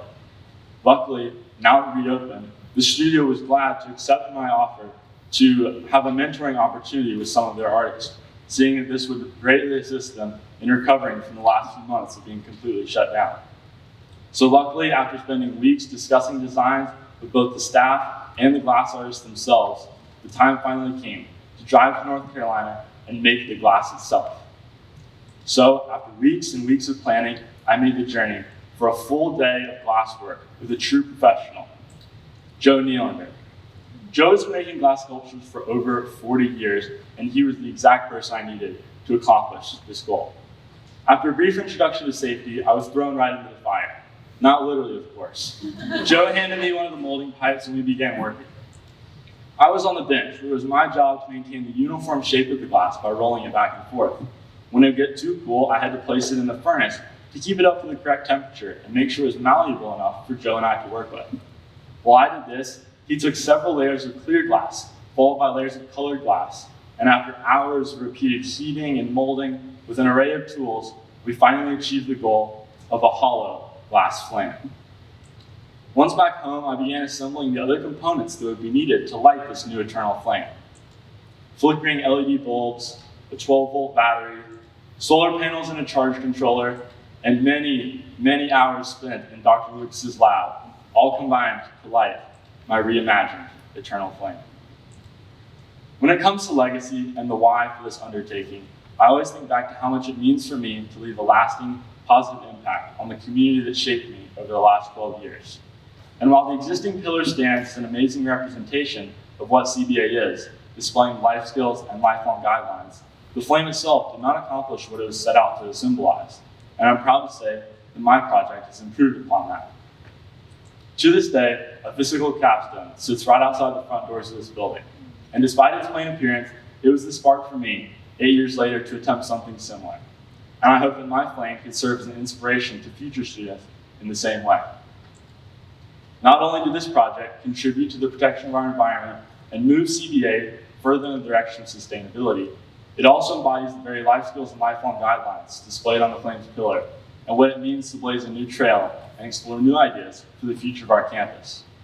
And hopefully, in the years to come, my Bobcat buddy or another fourth grader can glance up through the window of their parents' car at the new eternal flame and realize that with a vision and a goal, anyone can choose to ignite the power of learning. Thank you.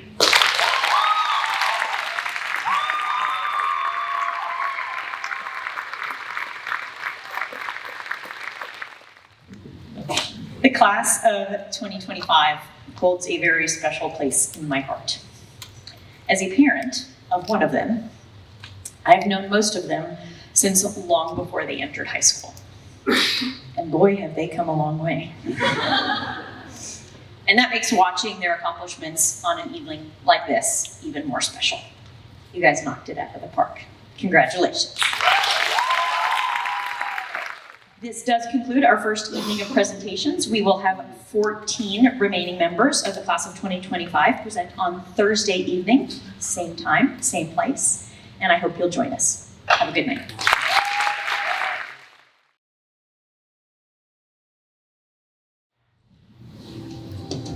Even when it's falling, you won't speak.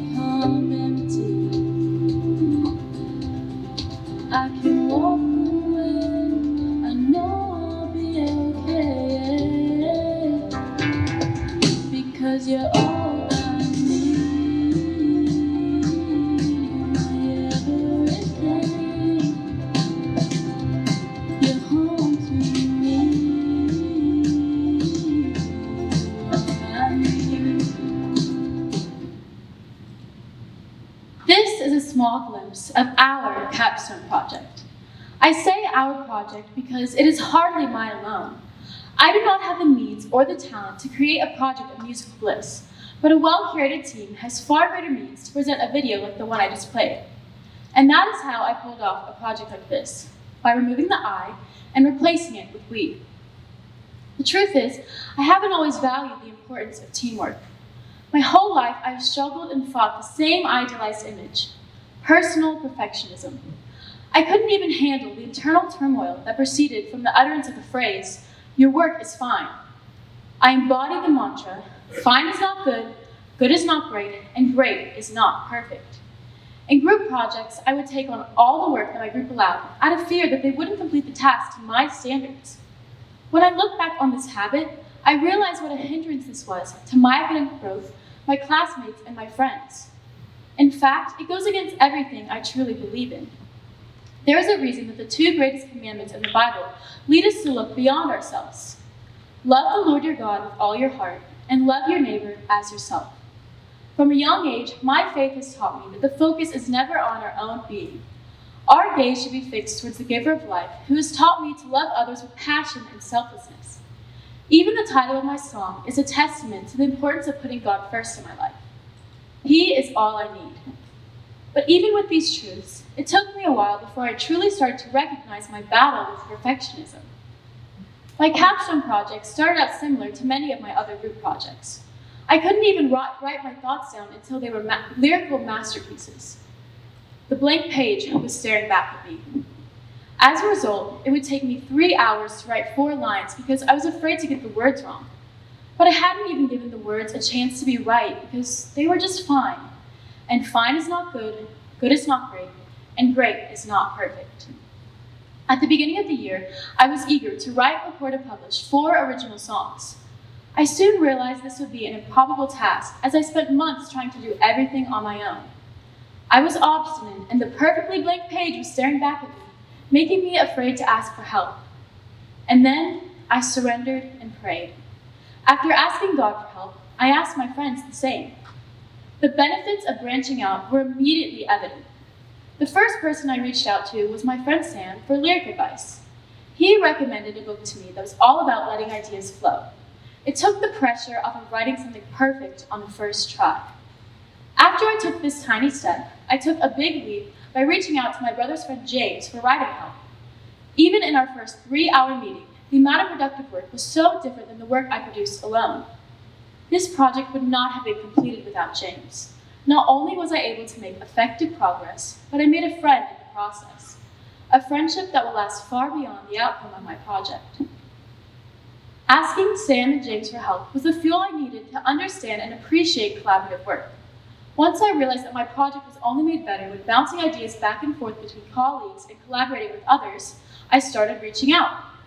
My best friend's dad sent my demo to some of his professional recording friends. Through such networking, I ended up working and recording with some of Dolly Parton's musicians.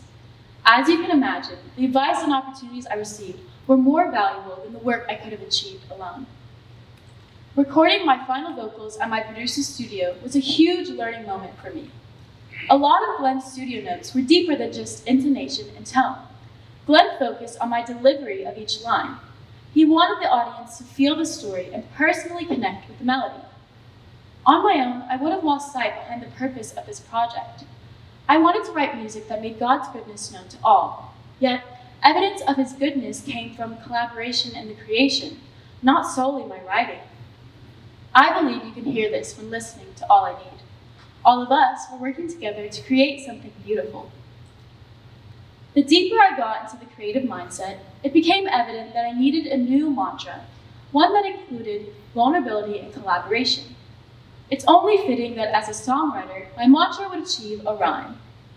Every bit of mess is an important part of the process.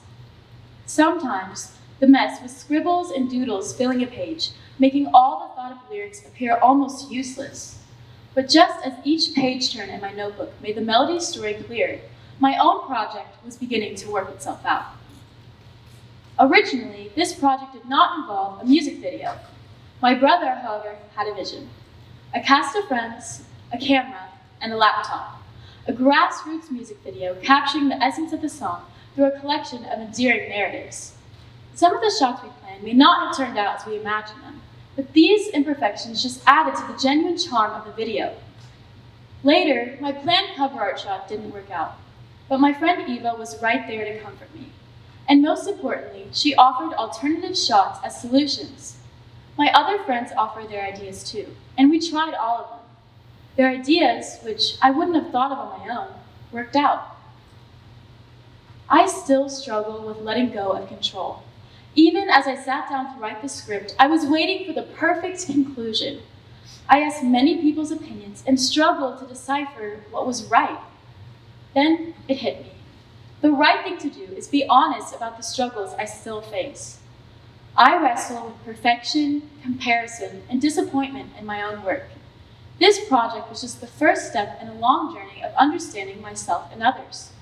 What will truly always follow me are the relationships I've built and the lessons I've learned from others. I tried to do this project alone for too long, but I am proud of the final product because of what I got to experience with others. They too are on a journey, sometimes with neighbors, sometimes solo, but never alone. Thank you.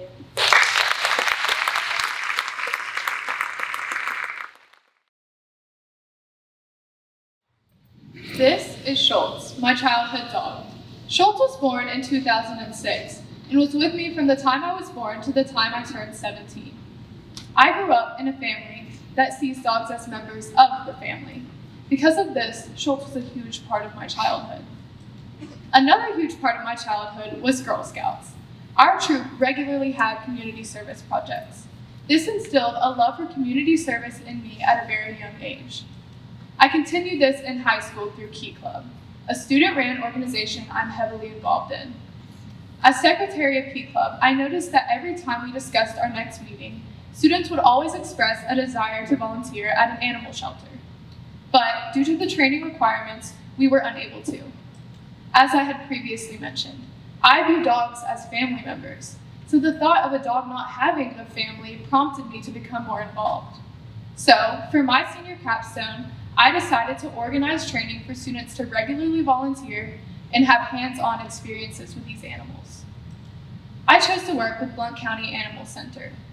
To give you an idea of how much manpower they have 20 staff members, 50 regular volunteers, each that volunteer around once a week, and 3,000 animals in per year. Hearing how little help the shelter had made me want to contribute all the more. So I decided to contact the Animal Center director, and he gave us approval to volunteer there. I then sent out an announcement to the entire high school with a form attached. As you might expect, teenagers do not check their email, let alone respond. So I built up the courage to speak with students one-on-one to promote the group. I can truly attest that the CBA community was more than supportive of my efforts at the shelter, and we had 15 people in total interested. Once I had students lined up, I went to the shelter to schedule a training day. However, this training day did not go as expected, as they forgot we were coming. This was extremely stressful for me. I had students that showed up, but nothing for them to do. However, we made the best of the time the shelter was able to give us, and we helped them clean the small dog room and walk the small dogs. Afterwards, I scheduled an official orientation, and I made sure to follow up a few days beforehand. This orientation was a success. We learned the different volunteer opportunities that the shelter offers. Volunteering at the shelter can look anywhere from administrative work, fundraising, photography, laundry, cleaning, walking dogs, sitting cats, and even helping with adoption visits. We also learned about the shelter itself. We learned that they're funded through their partners, the Friends of Blount County Animal Center, and through the Blount County government. Finally, we learned the procedures that are required for volunteering, like what to do when reporting a dog bite or scratch, or any irregular behavior in the animals. Afterwards, I spoke with the volunteer director, Brenda. She was very helpful and appreciative of my effort to help the shelter. She told me that working with an animal shelter is different than working with any other organization. The animals need constant care and attention, so what they really need are regular volunteers they can count on. We exchanged contact information, and throughout this entire project, Brenda was very supportive. She told me that, yes, working with people is rewarding, but it can also be unreliable, and she gave me great advice on how to communicate effectively with the volunteers. As the quarter progressed, I had a second orientation, and 3 more people were trained. Although people did trickle out, which I soon learned is an inevitability when it comes to group work, 8 people in total now walk dogs and sit cats every week. I learned that when it comes to working with students, they often have other commitments, and it is hard to get everyone in one place. And when it comes to working with big organizations, it is often best to communicate more than you think you need to, because they often have more pressing matters to attend to.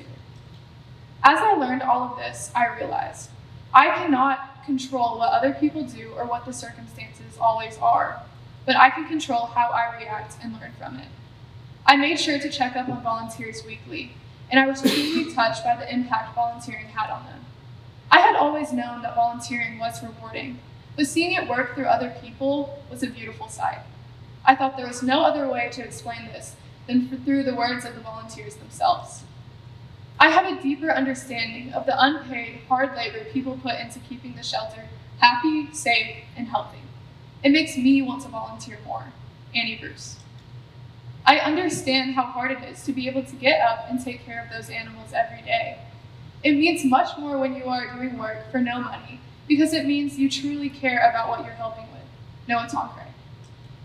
Throughout this process, I've had to practice leadership, flexibility, responsibility, perseverance, and most of all, initiative, as I was constantly asking the shelter what I could do to help them. Because of this, the shelter expressed to me that they actually need cat food, as people often forget they have cats as well as dogs. So, Key Club's next quarter project will be a cat food drive. Overall, I gained a greater sense of community involvement. I was happy with my project because it not only impacted me, but the kind volunteers who helped me. I would like to point out that all of these volunteers were seniors. They've already applied for a college and they're not looking for volunteer hours. Instead, they're doing this out of compassion, not just for me, a member of their CBA community, but for the entire community of Blount County. I truly believe that if you put good into the world, it will come back to you. Many of us are held back by the "what can I do" mindset. I knew nothing of animal shelters before this. I was very timid, but I knew I cared, and that was enough. Anyone who contributes cares, and anyone who cares has something to contribute. Trust me, if this 5-year-old ball of energy can do it, so can you. So thank you to Schultz and the Girl Scouts for giving me the care to contribute.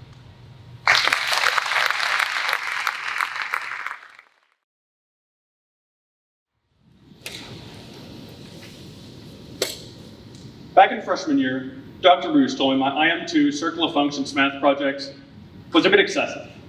And she was right. It was. It looked like this. Its main unique aspect was that it was online in a graphing software called Desmos Graphing Calculator.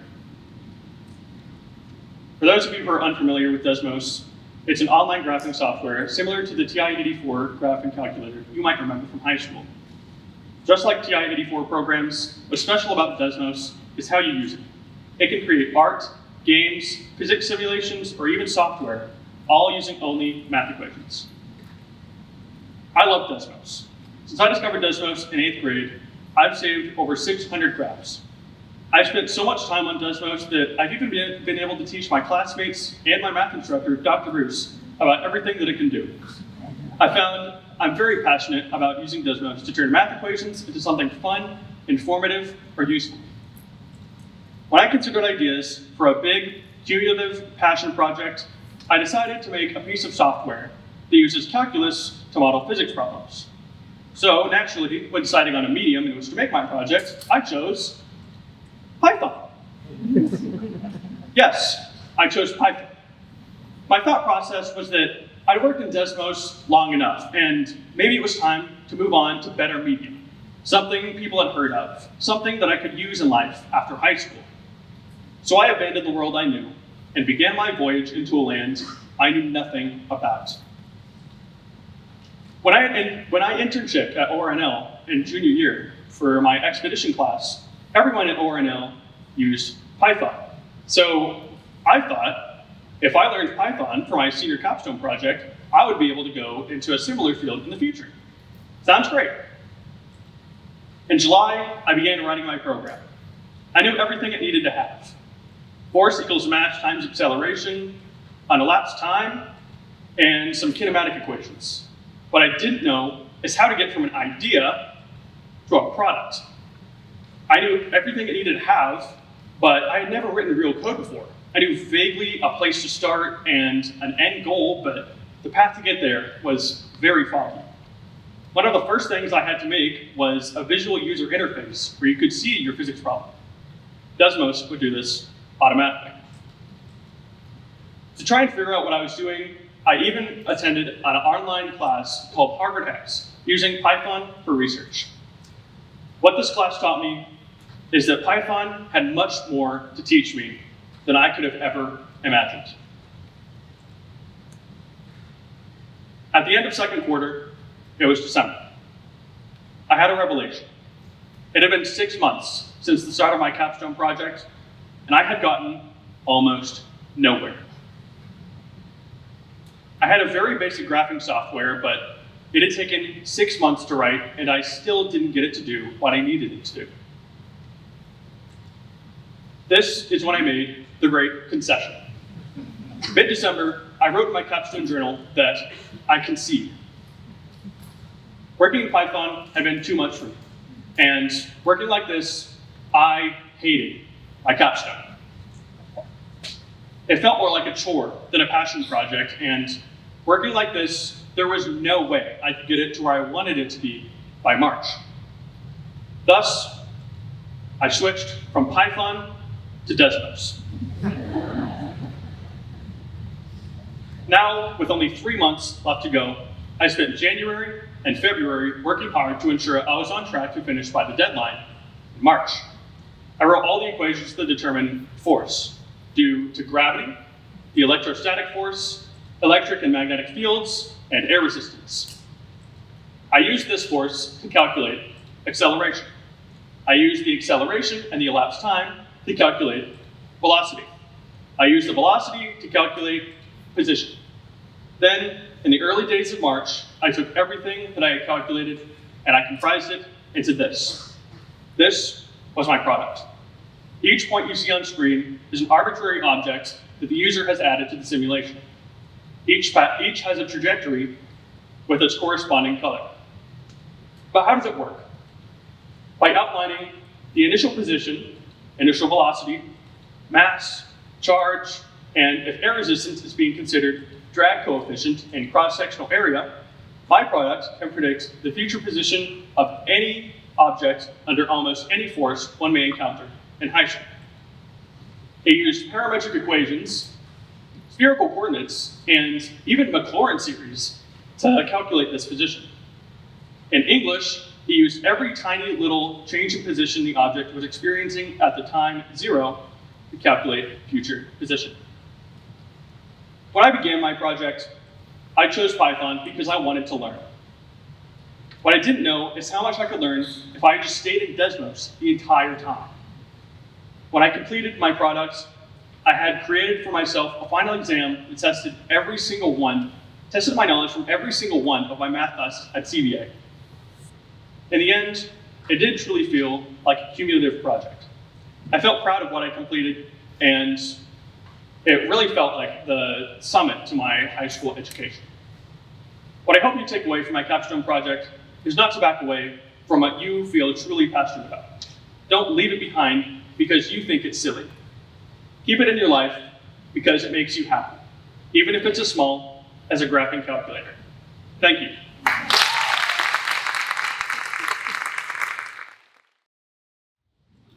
My passion for DECA began my freshman year at a public school. I had a few friends. I wasn't involved in any clubs. I didn't do any sports. I just went to class. I was bored. I needed something that challenged my creativity critical thinking skills, and problem-solving skills. Then my marketing teacher introduced me to DECA, an organization that allows high school students to compete in marketing, entrepreneurship, hospitality and tourism, finance, or management and administration categories in over 60 different competitive events. My freshman year, I competed in apparel and accessories marketing series so that I could combine my creativity and quick thinking into a category that I loved. Through this, I made my way to state, and even though I didn't make it to the international competition, DECA quickly became an inspiration to me. So when I arrived here at CBA, where students are encouraged to use their creativity, problem solving, professional mannerisms, and good communication, I was shocked to discover that they didn't have a DECA chapter here. And when I learned that the seniors had the opportunity to work on a capstone project of their choosing, I thought it would be the perfect opportunity to bring the organization I loved to the school I loved. But when I first thought of this great idea and I proposed it to the class, to this whole school, I was quickly introduced to some negative feedback. I heard things like, we don't really encourage for people to do capstones that need to be continued after they graduate, and you're just making work for more people after you graduate. I was very discouraged, but I knew the worth of this organization and I knew that it belonged here at CBA. I started setting up my capstone in May of my junior year by reaching out to teachers and advisors to help be involved in the organization. By July, I had 2 advisors for our DECA chapter. I contacted the state advisor for the next steps to become a chapter, and I had set up the first interest meeting. To generate interest in DECA, I used skills that I had learned by being in DECA my freshman year. I put up flyers around the campus for visual marketing. I used word-of-mouth marketing to generate interest, and I had focused my demographic to the students that had taken the entrepreneurship class offered here at CBA.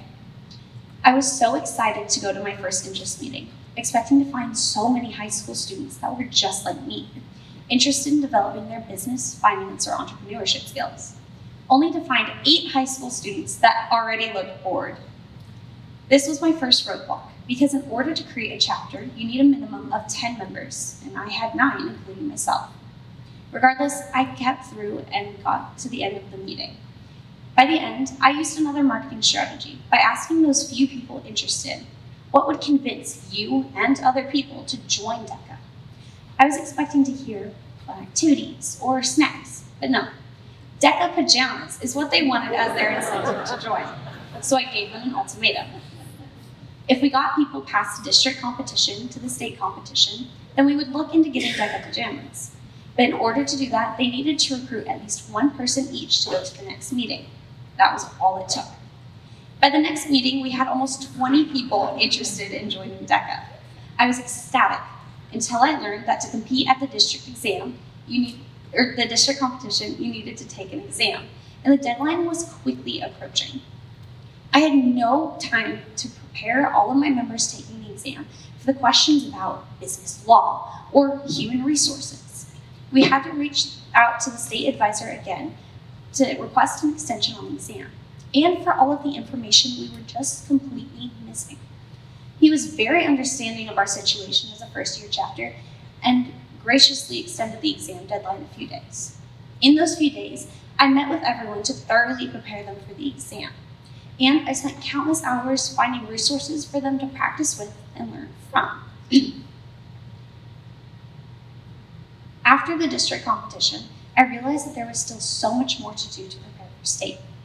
I connected with one of our CBA dads and DECA alumnus, Hitesh Patel, about how to better prepare my students for the presentations. We helped each student or group brainstorm, revise, and check their presentations for the written events.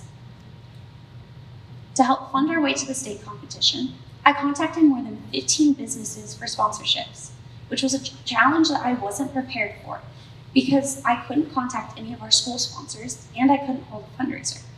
But through these challenges, I developed crucial time management skills, clear communication, and the ability to use outside resources to become knowledgeable enough to teach my members.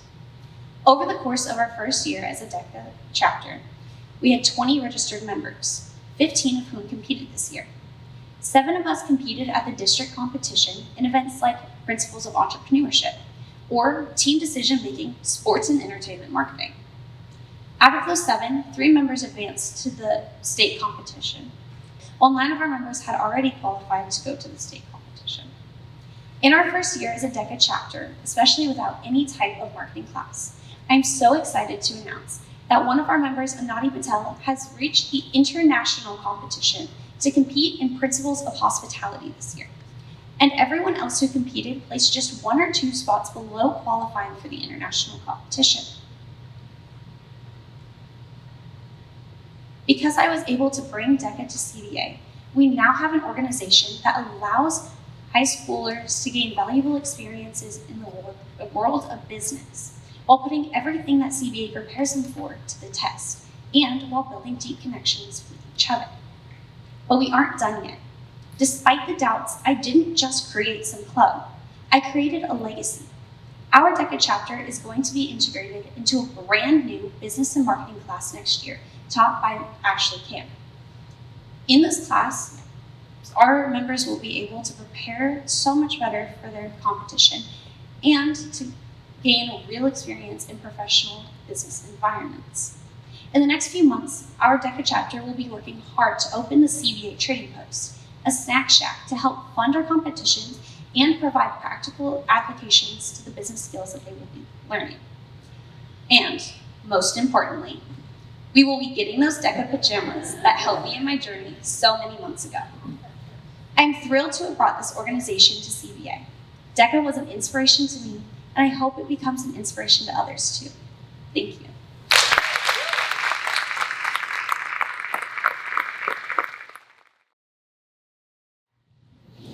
I can vividly remember looking at the list of things not allowed for Capstone. Things like it can't be illegal, harmful to yourself or others.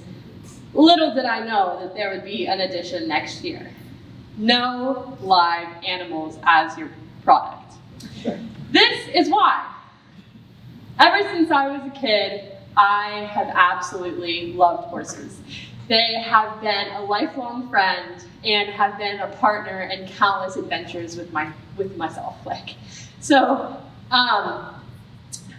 I think that all horses have a purpose. My Capstone project started as an attempt to rescue and retrain a thoroughbred named Larry.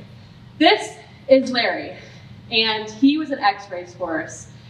So everything originally went well until this was the x-ray of his spine. As you can see, his vertebrae are very, very overlapping and do not have the proper spacing. This is a very, very painful condition called kissing spines. Soon after his diagnosis, we dropped him off at the UT Vet Hospital to be a stem cell donor. Now, here I am, having to restart my Capstone and losing a horse. I felt defeated. I had absolutely no clue what to do until I walked into the barn aisle and the idea hit me in the face. No, literally, my 3-year-old horse hit me in the face. Meet Dreamer. Dreamer is a now 4-year-old gelding that I bought as a completely unbroke 2.5-year-old. If you don't know much about horses, how I could describe Dreamer is he's like a puppy.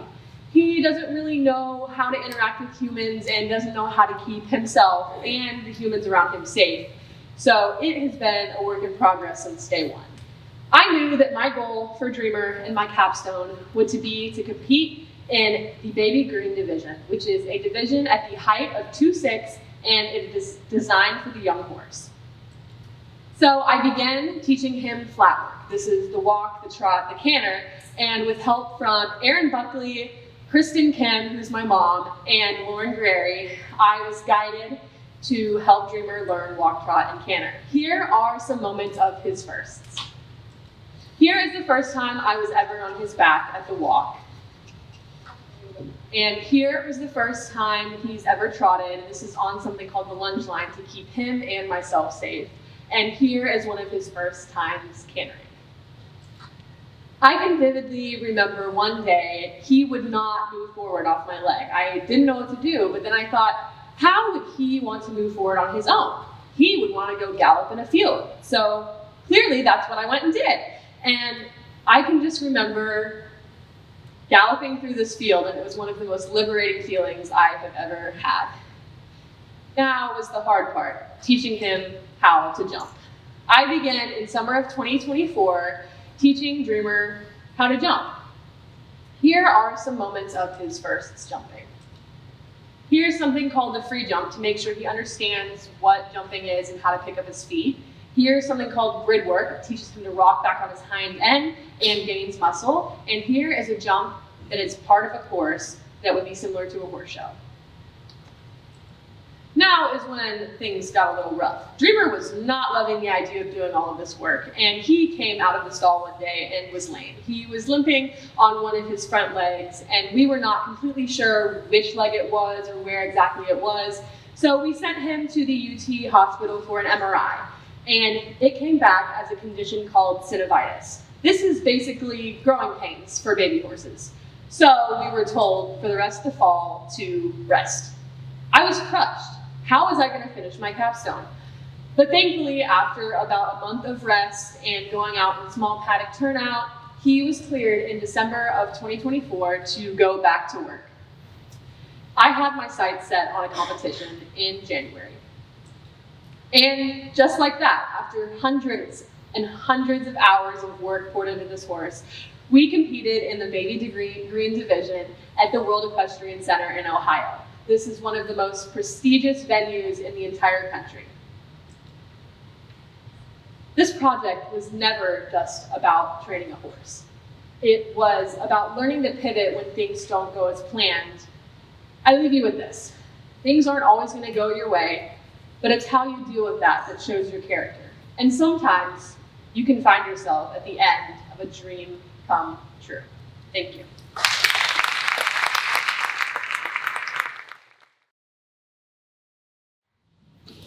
I want you to close your eyes and think of the smell of a campfire. For most people, this is a very comforting and welcoming smell, but for me, I'm reminded of the smell of the homeless shelter from fires lit in the night to keep warm. For years on my way to church, I saw the same people experiencing homelessness. Week after week, there they were, carrying their belongings and often huddled under makeshift shelters. It was in these moments I knew I needed to take action. My first real experience to how I could help came through my church, which houses a place called the Connection Center. The Connection Center is dedicated to connecting the unhoused with critical resources. One day, during a tour of the Connection Center, I met a woman named Cindy. Cindy was once homeless while she was living in her car and struggling with addiction. But with the Connection Center's resources like Manor House Food Pantry, legal aid, and other support services like Fig Tree, Cindy was able to rebuild her life. Let's just say that you become homeless and you're trying to get a job. You most likely don't have a phone or reliable internet connection. You also probably don't have a valid address or ID. If you somehow do manage to land an interview, you still will have a lack of proper hygiene and no professional clothing. You'll also struggle answering questions in a professional manner due to hunger and fatigue. If you somehow do manage to land the job, you still need to worry about finding reliable transportation to work and finding a roof over your head. There's no easy answer, and people often lack the resources to untangle their situation. The goal of my project was simple: to provide warmth and support to the unhoused community in Knoxville. However, this is much more easily said than done. The inspiration for my project came from my work in Fig Tree's closet, which is where people can come and request items that they need, like sleeping bags, blankets, and backpacks. Having to tell people that I couldn't give them what they were so desperately in need of and that I had access to every day bothered me deeply. So, this sparked an idea in me. What if I could use the CBA community that I'm already a part of to help with this issue? So, when I first started to brainstorm ideas of what I could do for my product, it came to mind that I could have lower school students help me make blankets that I could then donate to Fig Tree. However, it soon became apparent that I couldn't really rely on so many other people for my project. So, I decided to do a drive for the items that Fig Tree needs most, like warm clothing, blankets, backpacks, and sleeping bags. I set up a donation portal where all results went directly to Fig Tree, and I got a recycled Mountain Dew syrup barrel from my dad that I put in the upper school office to collect physical donations. I had National Art Honor Society members help me create posters and decorations to help advertise, and the results were incredible. We collected over 80 items of clothing and $682. Being able to help in such a tangible way felt so amazing. All throughout high school, we're told to focus our capstone project on something that we're incredibly passionate about. And for me, after seeing how great the need was at Fig Tree, I knew that this was my passion project. One of the most important things that I've learned so far is just how complex homelessness is. There's no easy answer, and people often lack the resources to untangle their situation. I've also learned that I may not be able to solve homelessness, but I can take small, meaningful steps to help. Each of us has the power to make a difference, not just by donating items or money, but by seeing and valuing the people behind the statistics. I encourage everyone to support local organizations, volunteer, or donate. Even a simple act of kindness can change someone's life in ways that we can't even imagine. I would like to close by thanking Fig Tree, the Connection Center, my church, my family, and everyone who's helped me in this project. Thank you for being a part of the change and going on this journey of growth with me. Now, when I smell campfires, I'm reminded of the spark that was lit in me to help those in need. Thank you.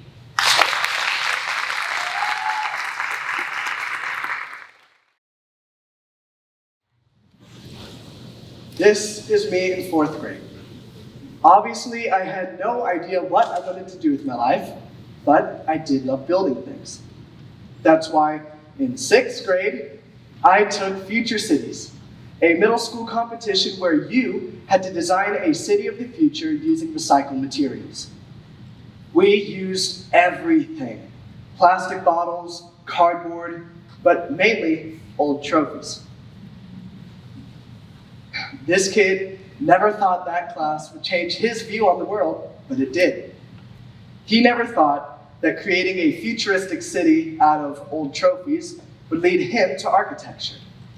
But because of that class, I have my capstone project, creating a proposal to redesign an abandoned building.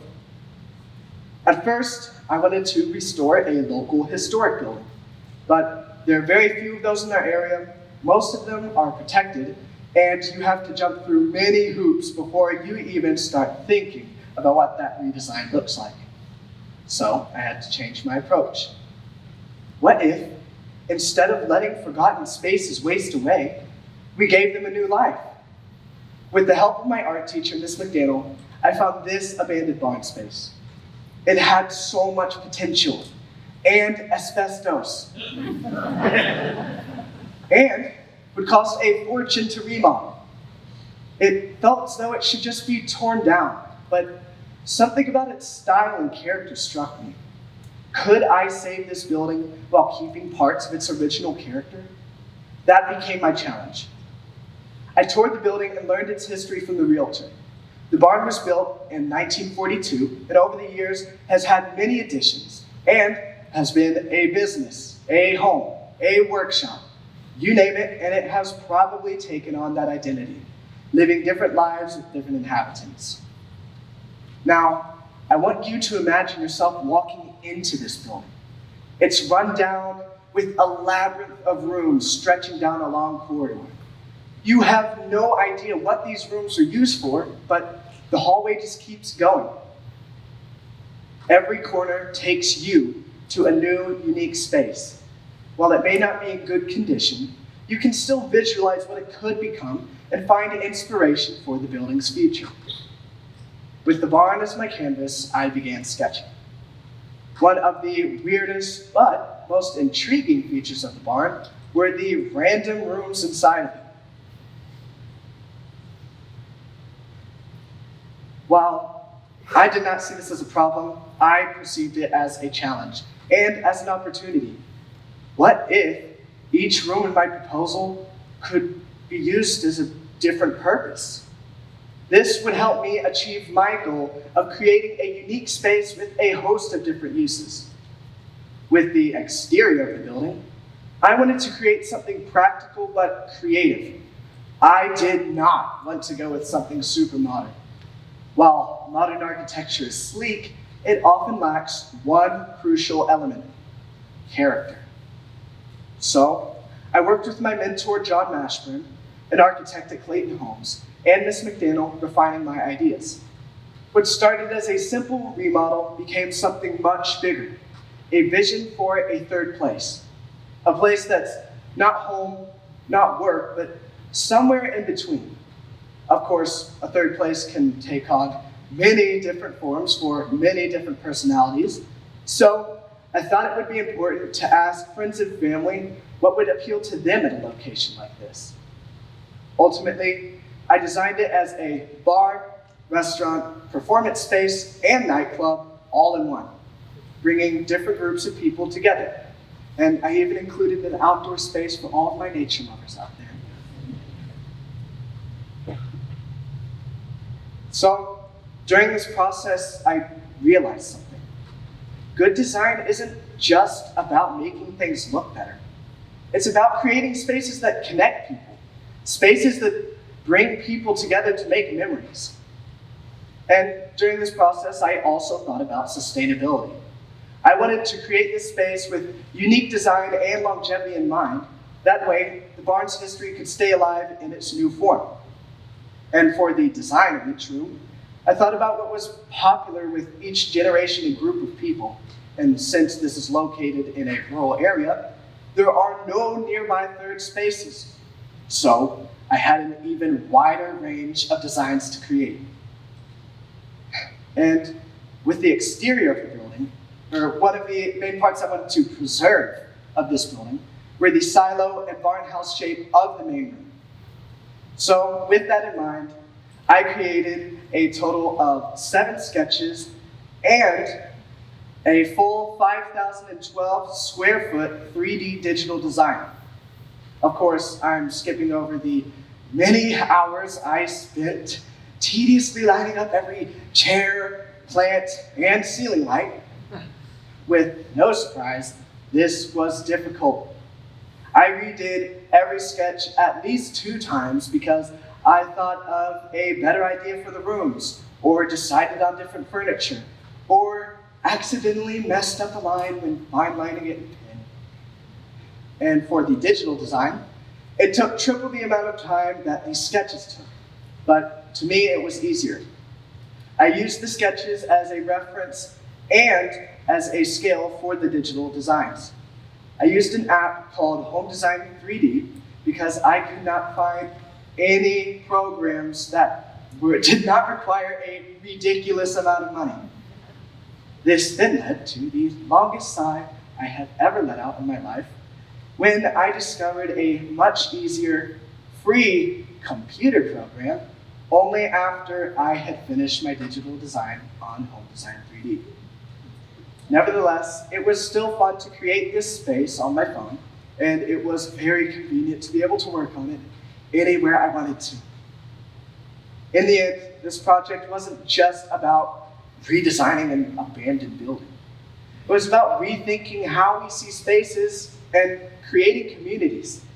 Remember, this kid never thought a middle school class where you had to make a futuristic city out of old trophies would lead him to his passion.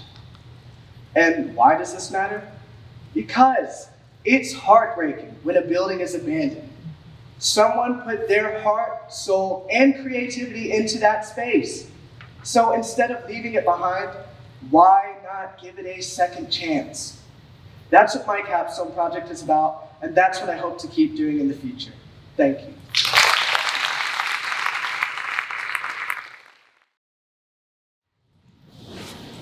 This is a picture of me with a homemade deadfall trap. You may be wondering, how could I learn to build such an amazing primitive trap? The answer, Lyle and I were inspired to make these after watching a YouTube tutorial. This is one of our many adventures inspired by Sean Woods with his Mousetrap Monday channel, and one of the first things I would learn from watching a YouTube tutorial. But a little later, my interest shifted away from trick shots and mousetraps. Near the beginning of high school, I started watching fitness channels to learn more about resistance training. Some of my favorites were Calisthenics Movement, Fitness FAQs, ThenX, Jeff Nibbard, and Fergus Crawley. These informational channels empowered me with the knowledge to start my fitness journey. I started making workouts for myself and didn't stop. What started with workouts in my room with limited equipment turned into a gym membership and a large collection of personal equipment to use at home. Around the same time I started working out on my own, I started a gaming channel with my dad and grandpa. We learned a lot together and had so many fun memories making videos. This introduced me to the idea of starting my own channel. So when the deadline came around for me to decide what I was going to be doing for my senior capstone, I decided to create an informational fitness channel. Initially, my goal was to produce 7 long-form videos and have 20 shorts published on the channel. My goal is for each long form to take on a different style so that I could learn about different formats of video production. However, I quickly realized that I'd bitten off a little more than I could chew. While this would be a reasonable goal for someone who could dedicate a large portion of their time to YouTube, I had sports and schooling to worry about as well. Something that helped me realize this even further was fully understanding the production process for a single video. The first step was brainstorming. In this phase, I came up with the video topic and style. I also made the title and thumbnail of the video in this phase to use as a blueprint during the rest of the production process. Next was scripting. In this phase, I either made the full script or just developed an outline to use as a reference. Next was filming, in which I normally filmed a face cam for my main footage and then filmed exercise demonstrations for the B-roll. The second to last step was editing. During this project, I learned a new editing program called DaVinci Resolve, so I had to adjust that program throughout the year. After I had made all the cuts on a video and then added in text, transitions, sound effects, and music, it was time to finalize. In this phase, I would upload my video to YouTube and then fill out all the other niche settings like adding in a description and then adding tags to the video. The first video that I made was an educational video in which I described and defined 25 plus fitness jargon terms with the help of a whiteboard. This video took me over 30 hours of work to produce from start to finish, which was due in large part to the fact that I had turned 3 hours of raw footage into a 17-minute video. But all of this footage gave me the creative freedom to really think about what I wanted to say and how I wanted to say it. The next video I made was a guide on how to run a faster 5K. I just finished my senior season of running cross country, a culmination of 9 years of running experience, and I figured it was a good time to make a video about it. This was a more informal face-talking video, which let me be more natural in my dialogue and also made the editing process a lot easier. While filming this video, I realized how much I had learned over the years about running. And my last video took me a long time to get around to because almost no part of me wanted to make a follow-along workout. I think this was due in part to my fear of making a bad workout, one that would be a waste of people's time. But with the encouragement of several people around me, I was able to overcome my self-doubt and make a solid beginner push workout and have fun in the process. Out of the 7 videos that I was planning, I'm so glad that these were the 3 I actually ended up making. They couldn't have been more different from each other, and I learned something new from each one. But these weren't the only things I was making on the channel during this time. I also made community posts, which were a way to get audience interaction with the channel. I asked questions like, what was your favorite event to watch in the Olympics this summer? And if you could only choose one way to train for the rest of your life, what would it be? I also made shorts on the channel. Shorts are 60-second or less vertically formatted videos that viewers scroll through on an endless feed. My most viewed short was a push-up challenge trend that was going around the internet at the time. It couldn't have been more perfect timing for this project, and I had fun getting a chance to hop on a trend and try something new. But the rest of my videos were very different from that one. They were all educationally based, and they consisted of 2 types. The first being slightly edited clips from my long-form videos, which I would post after a long-form in order to produce traction. And then the second type, they were exercise explanations, which I put into a playlist called the Exercise Catalog. These were fun little projects where I got to be creative and think about what would be the most important things for me to share with someone about an exercise in less than 60 seconds. Here is one of the videos from the exercise catalog. If the pull-up isn't challenging enough, try typewriters. This variation increases the time under tension of your muscles. It will also help you feel more comfortable at the top of the pull-up because that's where you're spending the most time. To perform, do a regular pull-up and then shift your body to each hand and then back to the middle before lowering yourself down again. You can also add weight to pull-ups with a weight belt or try variations like archer or explosive pull-ups.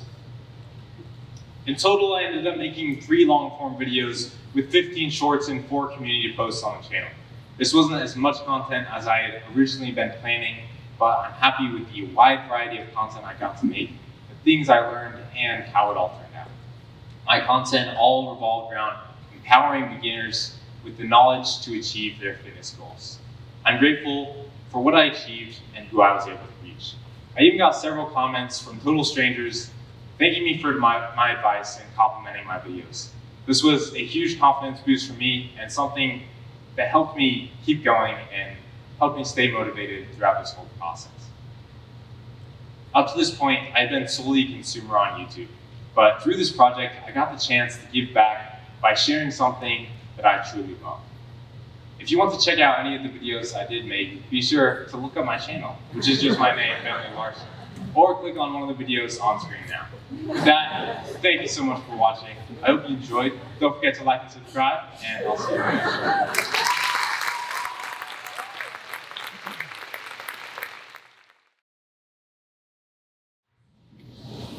Ever since I was a kid, I've loved fixing and building things.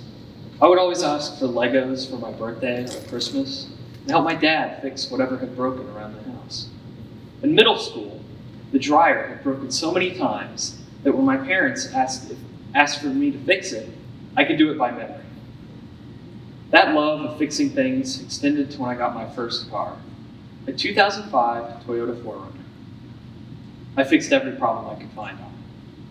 I repaired misfires by replacing worn out ignition coils and spark plugs, replaced the CV axles when the boot cylinder had broken, and even upgraded the subwoofer when it had worn itself out. I earned the title of family mechanic / handyman, or, as my family would more accurately put it, oil change minion. But as a kid, I also loved going fast. I was never the one to stray from riding on a roller coaster or going fast in a car.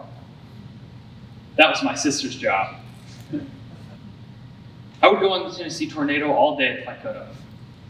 But sometimes my love of speed got me into some dangerous situations. Like when I hydroplaned on Pellissippi and rolled my car. Don't worry, everyone was fine, and I've definitely learned that if it's raining, you should probably slow down a little bit. Despite that mishap, I still love speed and fixing things.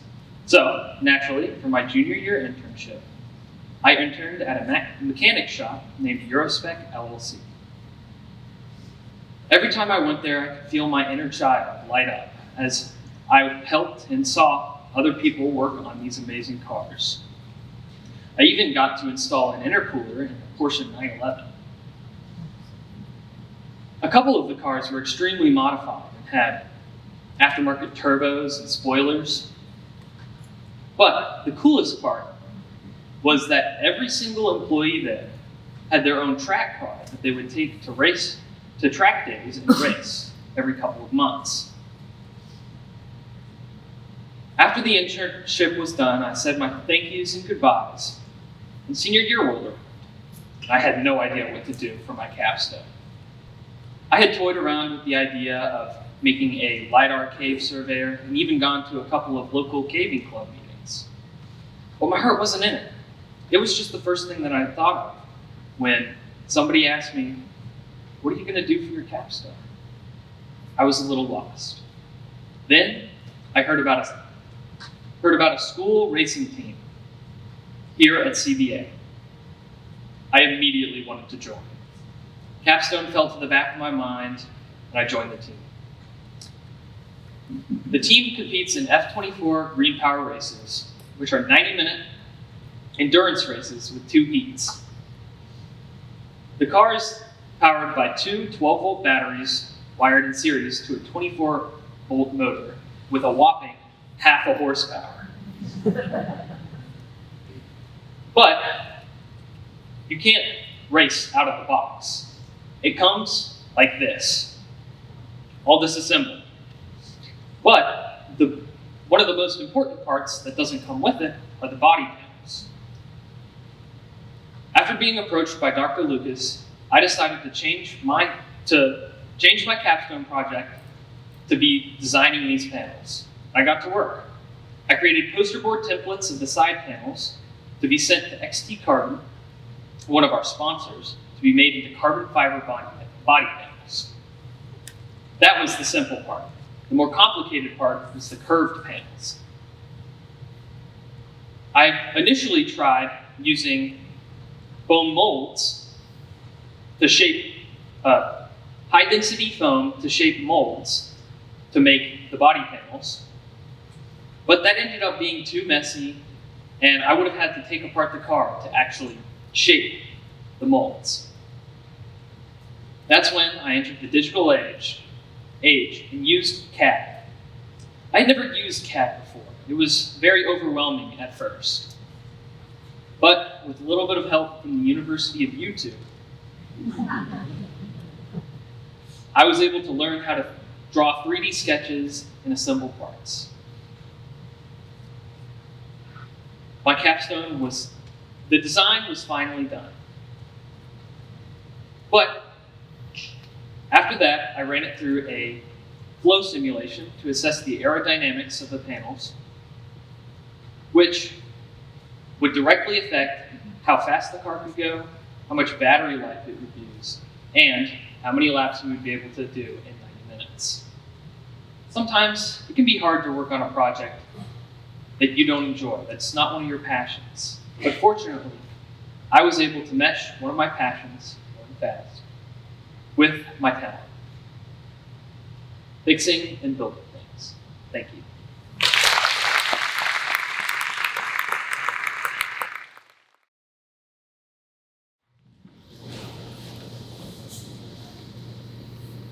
We have 4 years, 133 days, and 5 hours till our climate clock runs out and humanity loses the chance of reversing the side effects of climate change. Without changes to our lifestyle or industrial practices, global warming threatens to create an uninhabitable planet. The climate clock counts down the precious time remaining before the devastating consequences become permanent and irreversible. We accumulate 103 million tons of food waste per year in our country. To put that in perspective, that is around the total weight of all the cars in Tennessee. This threat should make you want to protect your communities, your homes, and your families from this crisis. CBA has been my second home for the past 11 years, and I wanted to give back after all they have done for me. Here at CBA, we're pushing for a more sustainable future by implementing solar panels around campus and even having energy-efficient lights in every building. But we're missing one major opportunity in sustainability, our food waste. Here at CBA, it is estimated we accumulate around 185 pounds of food waste just within our high school. What can we do with that 185 pounds? Well, I wanted to make a dent in that number by starting and implementing a composting system for my CBA family. Many of you may own your own compost at home, where it's just a pile of food scraps, leaves, and maybe some grass trimmings. You wait for it to decompose and you throw it in your garden, and that's about it. But my goal was to have a safe and efficient system where we get and use the rich compost we create, along with learning the science behind composting. Composting in theory is a simple process of recycling 2 types of materials: your carbon-rich scraps and your nitrogen-rich scraps. Your carbon-rich scraps, also known as your browns, are made up of wood chips, leaves, and brown paper napkins. They supply energy to those little microorganisms in the pile, along with creating air pockets to help maintain airflow. On the other hand, you have your nitrogen-rich scraps, also known as your greens. These can be your food scraps, coffee grounds, and tea bags. They supply energy to those microorganisms, along with helping them grow and multiply, generating heat and speeding up decomposition. With this balance, we're able to compost with food waste. But there are many different systems out there, and CBA needed one where we could match our output and be a functional system where we get and use the rich compost for our gardens. So after countless hours of research, I determined that a 3-bin system would work best. So I built one. With each section of my compost bin, you're able to manage different stages of compost. That first section holds our fresh greens and browns. The second holds our partially decomposed material that are actively breaking down. And that last section holds our finished product. With this system, you're able to manage compost by adding it anytime you want and also having mature compost at the ready. Throughout this project, I had to learn how to network through countless professional emails and learn how to effectively communicate my goals to others. Ms. Spots gave me my first resource, and I contacted Clayton-Holmes Sustainability Office to get a starting point for my project. This led to a meeting where I got to figure out what I needed to know before having a system on campus. I then later used this skill down the line to contact UTK Sustainability Program, where I got to go out and visit their facilities in person and learn what composting is through them. With this opportunity, I got to see what a college-level composting system looks like and how they run things. I also used them to bounce off ideas for my final product. I also learned skills of effective communication through countless meetings with Ms. Spots and the Master Gardeners. For example, in my final meeting, I was able to determine my final stages of my project, like where it was located, what materials I'd be using, and who all would be involved. It was concluded that it would be located on the high school campus next to our bees, and any student driven with the passion of environmental sustainability would be involved. Now, breaking habits is hard, especially when they've been practiced for years. So having CBA students try to compost after they've thrown away trash for years was a difficult process. I first started off having slideshows up in the cafe, along with going around and making announcements. Now, I also, prior to lunch, labeled 2 collection containers, one with processed compost, the other with traditional compost. Things were looking good, but it wasn't all sunshines and rainbows. My first trial run, I collected half a pound of food waste. Not a lot compared to what we actually throw away. So I took a step back and tried to figure out what went wrong. That week, we just so happened to have multiple club meetings in classrooms, so students weren't going into the cafe. We also had a school-wide field trip off campus. But Clayton-Holmes has recently switched over to reusable lunchboxes. So students who had leftover food waste threw away their scraps, and what better place to do that in a compost bin located right next to where the trays are collected. So after my second trial run, I was able to grow that half a pound to 4.1 pounds. With this progress, we are projected to have enough food waste to keep our compost up and running. Throughout this project, I had to jump through many different hoops and wait for necessary permission. But I learned skills of project planning and working within institutional guidelines while still advocating for environmental awareness. I spent over 12 hours building my compost bin out of recycled materials, turning my initial idea into a practical resource that CBA can use for years to come. When picking out my capstone project this year, my ultimate goal was to give back to a community and leave it better than when I got there. And what better way to do that than helping our school become more sustainable? With this program in place, CBA will make a dent in that 103 million tons of food waste in our country, decrease what ends up in our landfills, and foster environmental stewardship. I hope that students who experience this program will take this good habit of composting and bring it home and spread it. And then the positive impact on our environment will become greater and greater. My compost bin is full of potential. It just needs some time to decompose. So get out there and start building those good habits so we can stop that clock from ticking. Thank you.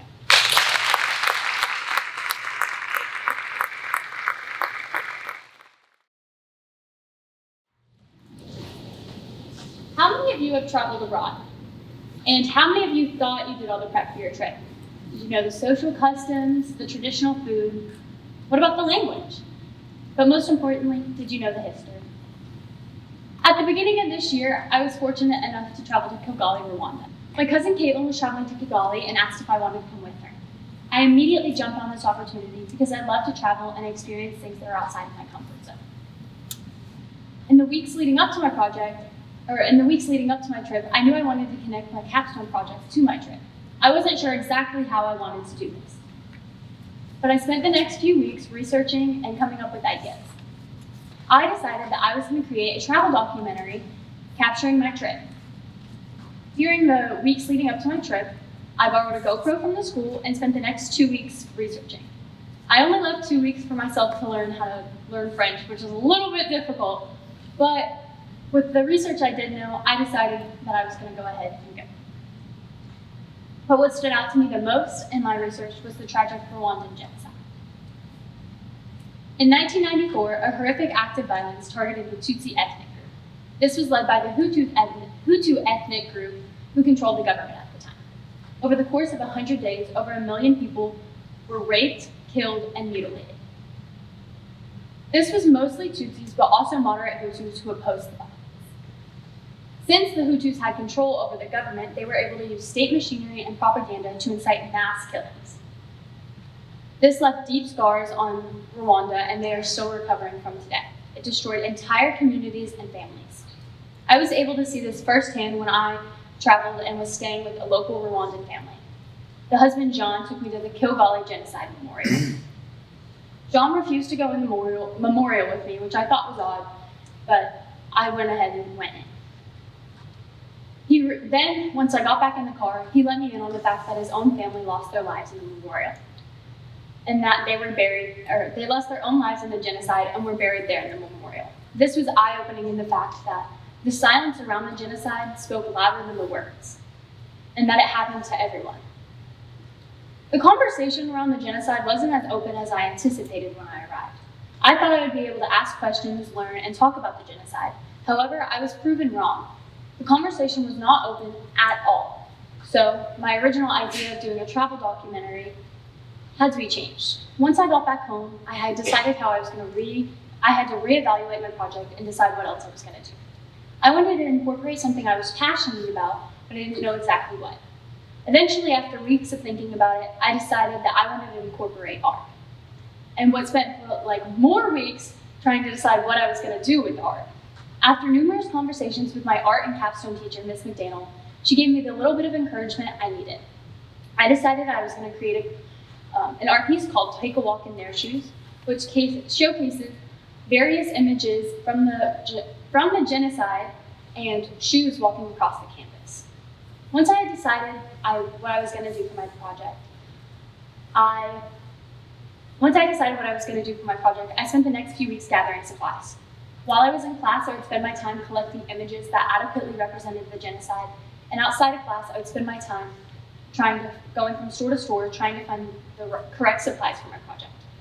Finally, after a few weeks of gathering all my supplies, I was able to start. But I really didn't start. I sat there for a few more weeks trying to decide how I was going to start, and the procrastination was getting to me. I was having a really hard time deciding what I wanted to do and how I was going to tell the story. But eventually one day I sat down and just started. Once I started, I couldn't stop. The project flowed and the story told itself. And this is what my project turned out to look like. This is the story I'm trying to tell you.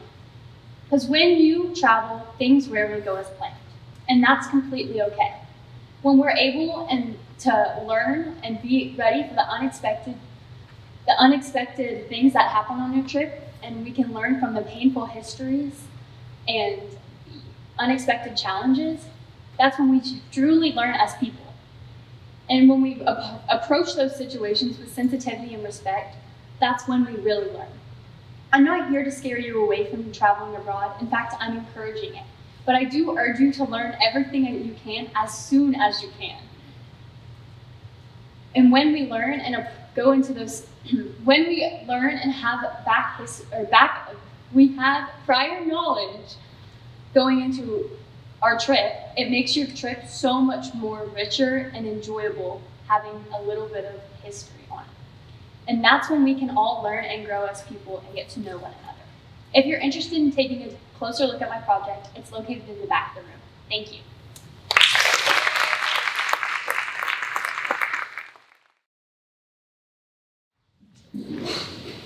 I wasn't going to be at CBA this year.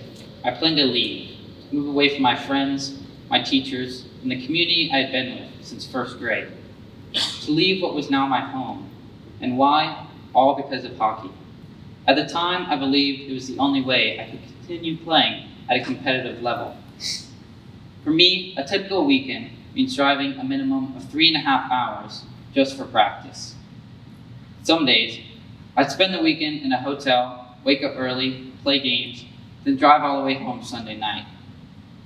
Some days I'd have tournaments or I'd have to miss school, forcing me to do homework in the car or hotel room just to stay on top of my studies.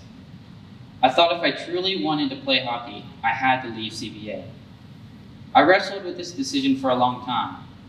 The thought of going somewhere else in a new environment was overwhelming, but so was the thought of giving up on hockey. It felt like I was being forced to choose between two things that were very important to me. But then I had a realization. What if I didn't have to choose? What if other students had already figured out how to make this work? What if I could balance these two things together? And that's when my capstone project began. I set out to make a documentary, showcasing students, not only myself, but students that balance athletics with academics at CBA. To bring my documentary to life, I needed students who shared my experiences. I eventually found 4. Emma, a rower for TriStar Rowing, Matthew, a football player for Knoxville Catholic High School, Emily, a softball player for EC Bullets Albright and Knoxville Catholic, and Luke, a CBA alum who used to play soccer for Blunt United but currently plays for Cumberland University.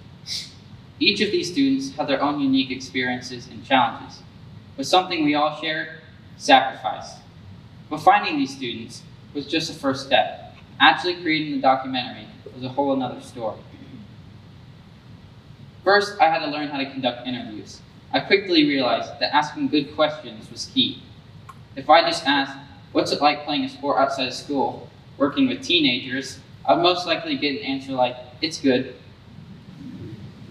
I needed to dig deeper, get meaningful responses that truly showcase what these athletes go through. Next, I had to learn how to use the studio equipment. With the help of Mr. Nelson, I learned how to capture good audio, adjust the lighting, and get good film. Next, then the hardest part, lining up the interviews. Coordinating with 4 different students who all have crazy schedules, while also trying to find a time when the studio is open, was like solving a giant puzzle. Some days, I think I have everything lined up perfectly, just for the studio to be booked, or for someone to get sick. It forced me to become better at communicating, planning ahead, and becoming more organized. All skills that will definitely help me in the future. As I worked on this documentary, I realized something important. I'm not alone. There's a whole community here at CBA that experiences the same things as me. Students who wake up early, stay up late, and travel long hours, and make sacrifices to pursue what they love. I never expected to find this community. But now I know for students that are pursuing this path, finding that sense of community is something that will make all the difference. And there was the process of editing the clip. Now I would like to show you a clip of my video.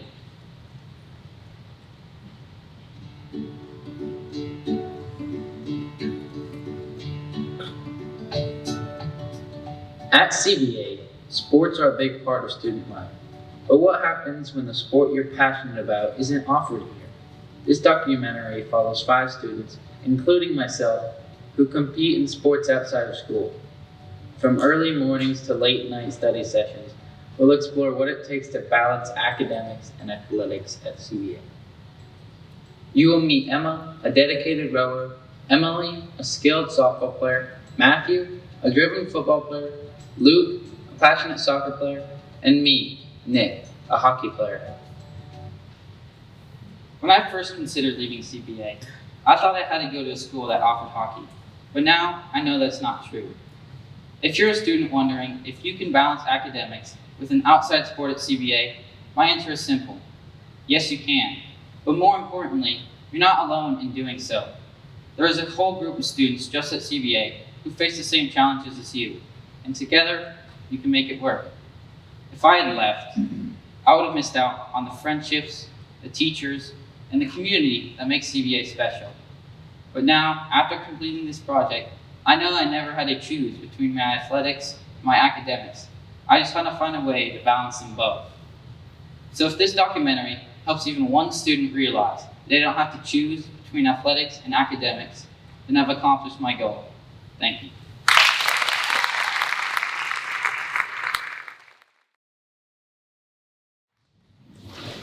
This may look like a normal student-teacher photo to you, but to me, it's so much more.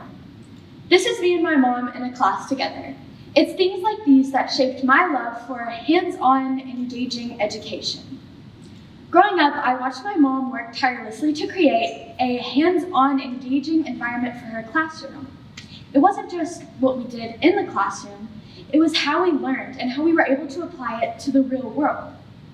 That's what really drove me to create my passion project, Wild Wonders. But first, let's talk about something very important. We all know how hard it is to be able to engage children in education, especially in STEM fields, which is weird because there's a huge body of research that shows how important it is for children to fully retain and understand the information that they're learned, or that they're taught. This really drove me to want to create Wild Wonders. Now, what is Wild Wonders? Wild Wonders is an evidence-based learning club that I created for 4th and 5th graders here at CBA. My goal was to have 10 of them, but as I'm not 18 yet, I only had 6, which I learned was more than enough for me. By creating Wild Wonders, I created a curriculum and I started lesson plans, which really helped me as a future educator. It didn't just start out as Wild Wonders though. At first, I wanted to create a series of student help books for a nonverbal autistic student at one of the elementary schools that I help with. I soon realized as I was working on this was not my passion project. I no longer wanted to be a special education teacher, and I just didn't think that I could pour myself into this project for an entire year. So I decided to talk to my Capstone advisors. We came up with a plan. I would create something that combined my joy for being outside in nature and would combine with the rigor of teaching that I am so passionate for. With starting Wild Wonders, we would do things like create bookmarks with leaves and flowers whenever we did our How Do Plants Grow lessons. We would go out into the woods over the hill behind the school and prove what we learned in class, hence the evidence-based learning point of it. It's learning by doing. This time, students were so curious about otters that had been spotted near the creek a couple of weeks before this. We did some research and we found out what signs could be there that otters were there. Once we went, the students were fully engaged and they were understanding what they were seeing. It was so heartwarming to be able to see these connections being made for them. This is the scavenger hunt nature walk we did, our last class. The students were fully engaged. They were so excited to just be outside. It was so cool to be able to see the students be able to notice things that they wouldn't see on a day-to-day basis, but be able to learn from that competitive, driven thing in them. By creating Wild Wonders, it wasn't just sunshine and rainbows the whole time. I ran into two pretty big issues. During my first class, I realized that there was one student who was not engaged at all, which completely defeats the purpose of Wild Wonders. I decided that I needed to change what I was doing. So I did. I made the classes more engaging, more fun, just something to get their minds moving before we actually learn. Once I implemented these things into the club, the student was fully engaged. This not only shows progress for the child to be able to adapt to my type of teaching, but it shows progress for me as a future educator to be able to adapt to one child's learning process while still keeping all of the 5 other students engaged. Wild Wonders has taught me so much, especially due to a couple of my classes being canceled. Due to weather and sickness, which I'm sure that your students were ecstatic about, I was not very happy. This was something that I had been so excited to go towards for such a long time, and my classes kept on getting canceled. But I wasn't going to stop. We pushed forward, and I waited until I could have a Wednesday to work with these students. Once it came, they were the best classes that I've ever had. The students were fully engaged, and I just loved seeing them be able to learn and retain the knowledge that I was teaching them. Wild Wonders has taught me so much as a future educator. It has taught me that education is not shoving facts and knowledge into students' brains. It's about preparing them for the real world. Wild Wonders has taught me that I want to take the practices in education that Clayton-Bradley has installed in me, take the life skills and lifelong guidelines and put them into public school systems, be able to teach children that haven't had the same learning opportunities that I have, be able to help them get the education that they deserve. I'm so excited to be able to join my 2 biggest inspirations, my mom and my sister, Maggie Farmer, an alumni, in the world of teaching the next future generations. I leave you with 2 questions today. How can we as students, as educators, as parents, and as community members make sure that this type of learning gets put into every single classroom? How can we make sure that every single child, no matter what school they come from, no matter where they come from, get this type of hands-on education? Thank you.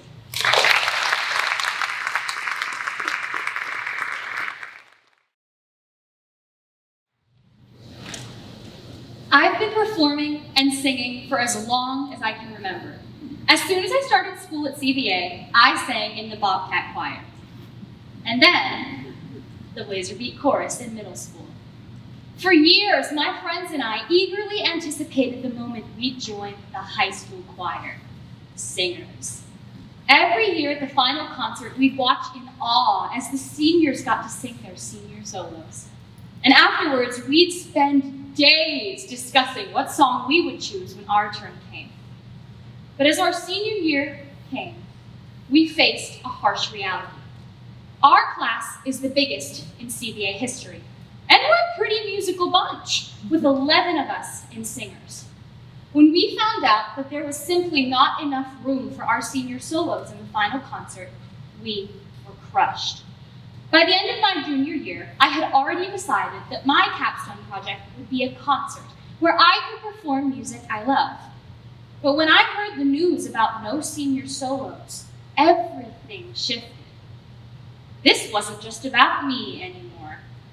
So, I changed my capstone project to be a showcase that included all of the senior singers. And then, the planning began. My first order of business was selecting the perfect music. I wanted each song to be memorable and close to my heart. But as I was curating the set list, I came upon an unexpected challenge. Despite years of discussing dream solos, my fellow seniors became surprisingly indecisive when it came time to choose their pieces. I then moved on to the group numbers. I wanted these numbers to be fun and easy for my friends to learn. So I went online looking for learning tracks, only to find there were none available for the songs I had chosen. So I took it upon myself to create my own. I learned each voice part for each of our group numbers. I recorded myself singing, and then put those tracks into GarageBand. I layered them, changed their volume, and then exported them as MP3s. And then, my friends had personalized, individualized recordings of rehearsal tracks. Once the music was finished, I moved on to the program and poster designs. I got lost in Canva.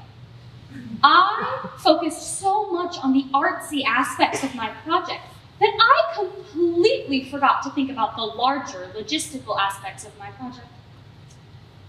The performance I envisioned needed tech, lights, sound, microphones. I had no idea how to do any of that. And I realized I needed some serious help. So I reached out to anyone that I thought could help. Mr. Jeffers and Mr. Bailey became my tech lifesavers, and Ms. Bolschweiler graciously stepped in to accompany 2 of my pieces. So this solo project turned into a group effort, and slowly but surely, things started to come together. But there was still one major aspect of my project missing: a title for my concert. But then came my senior meeting with Mrs. Bradley. Why did you choose to do a concert as your capstone project? She asked me. Well, I love to sing. I want to share my music with the world and allow my friends to do the same. So, you're really doing this for the love of music. And in that moment, everything clicked. For the love of music. That phrase seemed like it summed everything up perfectly. It wasn't just about me performing or shining.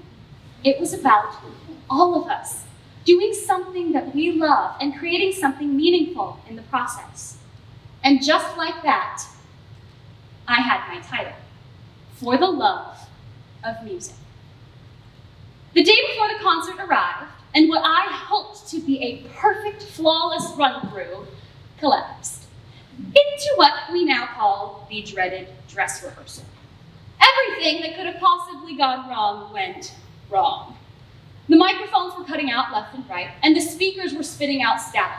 Every time I fixed one problem, 2 more appeared. I was so sad watching these instrumentalists and singers wait hours as I frantically troubleshooted. Every setback crumbled my confidence.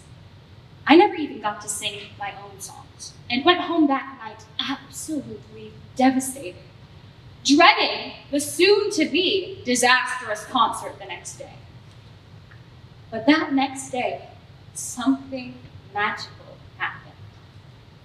Though the tech issues resurfaced briefly when the background music for our big group number wouldn't play, we took the issue in stride. Noah grabbed a microphone and started walking around the audience telling jokes as I ran to the sound table. By the time I finally returned to the stage, the music flowed and all of my frustrations vanished. As I looked into the eyes of my fellow seniors, their faces radiated with pride. I realized our initial disappointment had transformed into something more beautiful than I could have ever imagined, as we performed not just for ourselves, but for each other. The real magic wasn't in the perfect performance I'd envisioned. It was in watching my friends keep the audience laughing while we fixed issues. It was in the way we supported each other through every nervous moment on and off stage. And it was in the tears of the eyes of parents and teachers who had watched us grow from little Bobcat choir kids to confident performers ready to share our gifts with the world. For the Love of Music became more than just a concert title. It became my philosophy.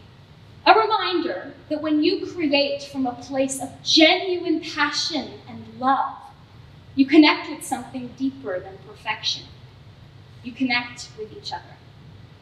As I prepare to leave CBA, I know the lessons from this project will stay with me forever. The community makes us stronger. That resilience turns challenges into triumphs. And that sometimes the most beautiful melodies can come from the most unexpected changes in tune. Thank you.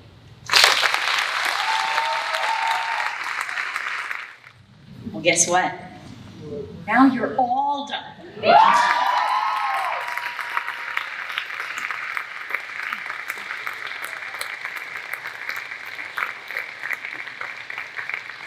Now you finally get to celebrate together, which is the way I know you all like to do things. Many of you in the audience may not know how unique this class is in their love and support for one another. Every year since I can remember, they celebrate the last day of school together with a pool party. Each Christmas, every woman in the class takes part in a huge Secret Santa gift exchange. Every one of them. On the first day of school this year, they got up long before dawn to drive to the Foothills Parkway to gather to watch the sunrise together. They're a family. I've watched as you've supported each other throughout this year, but especially through your capstone projects. I have never seen a class with so many projects that were touched by other members of your class in a significant way. Whether you attended Grayson's linear algebra workshops, helped MC troubleshoot the electronics in her robot, sang in Annie's music showcase, or performed in Eve's music video, or volunteered with Sonora at the animal shelter. You've left a lasting mark on each other's successes because you formed a community where the success of each one of you is important. And that's something worth celebrating. Congratulations.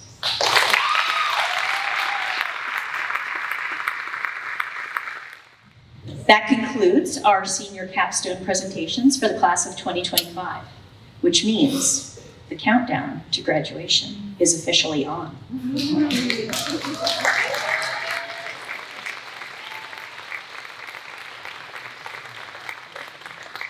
It's 85 days away.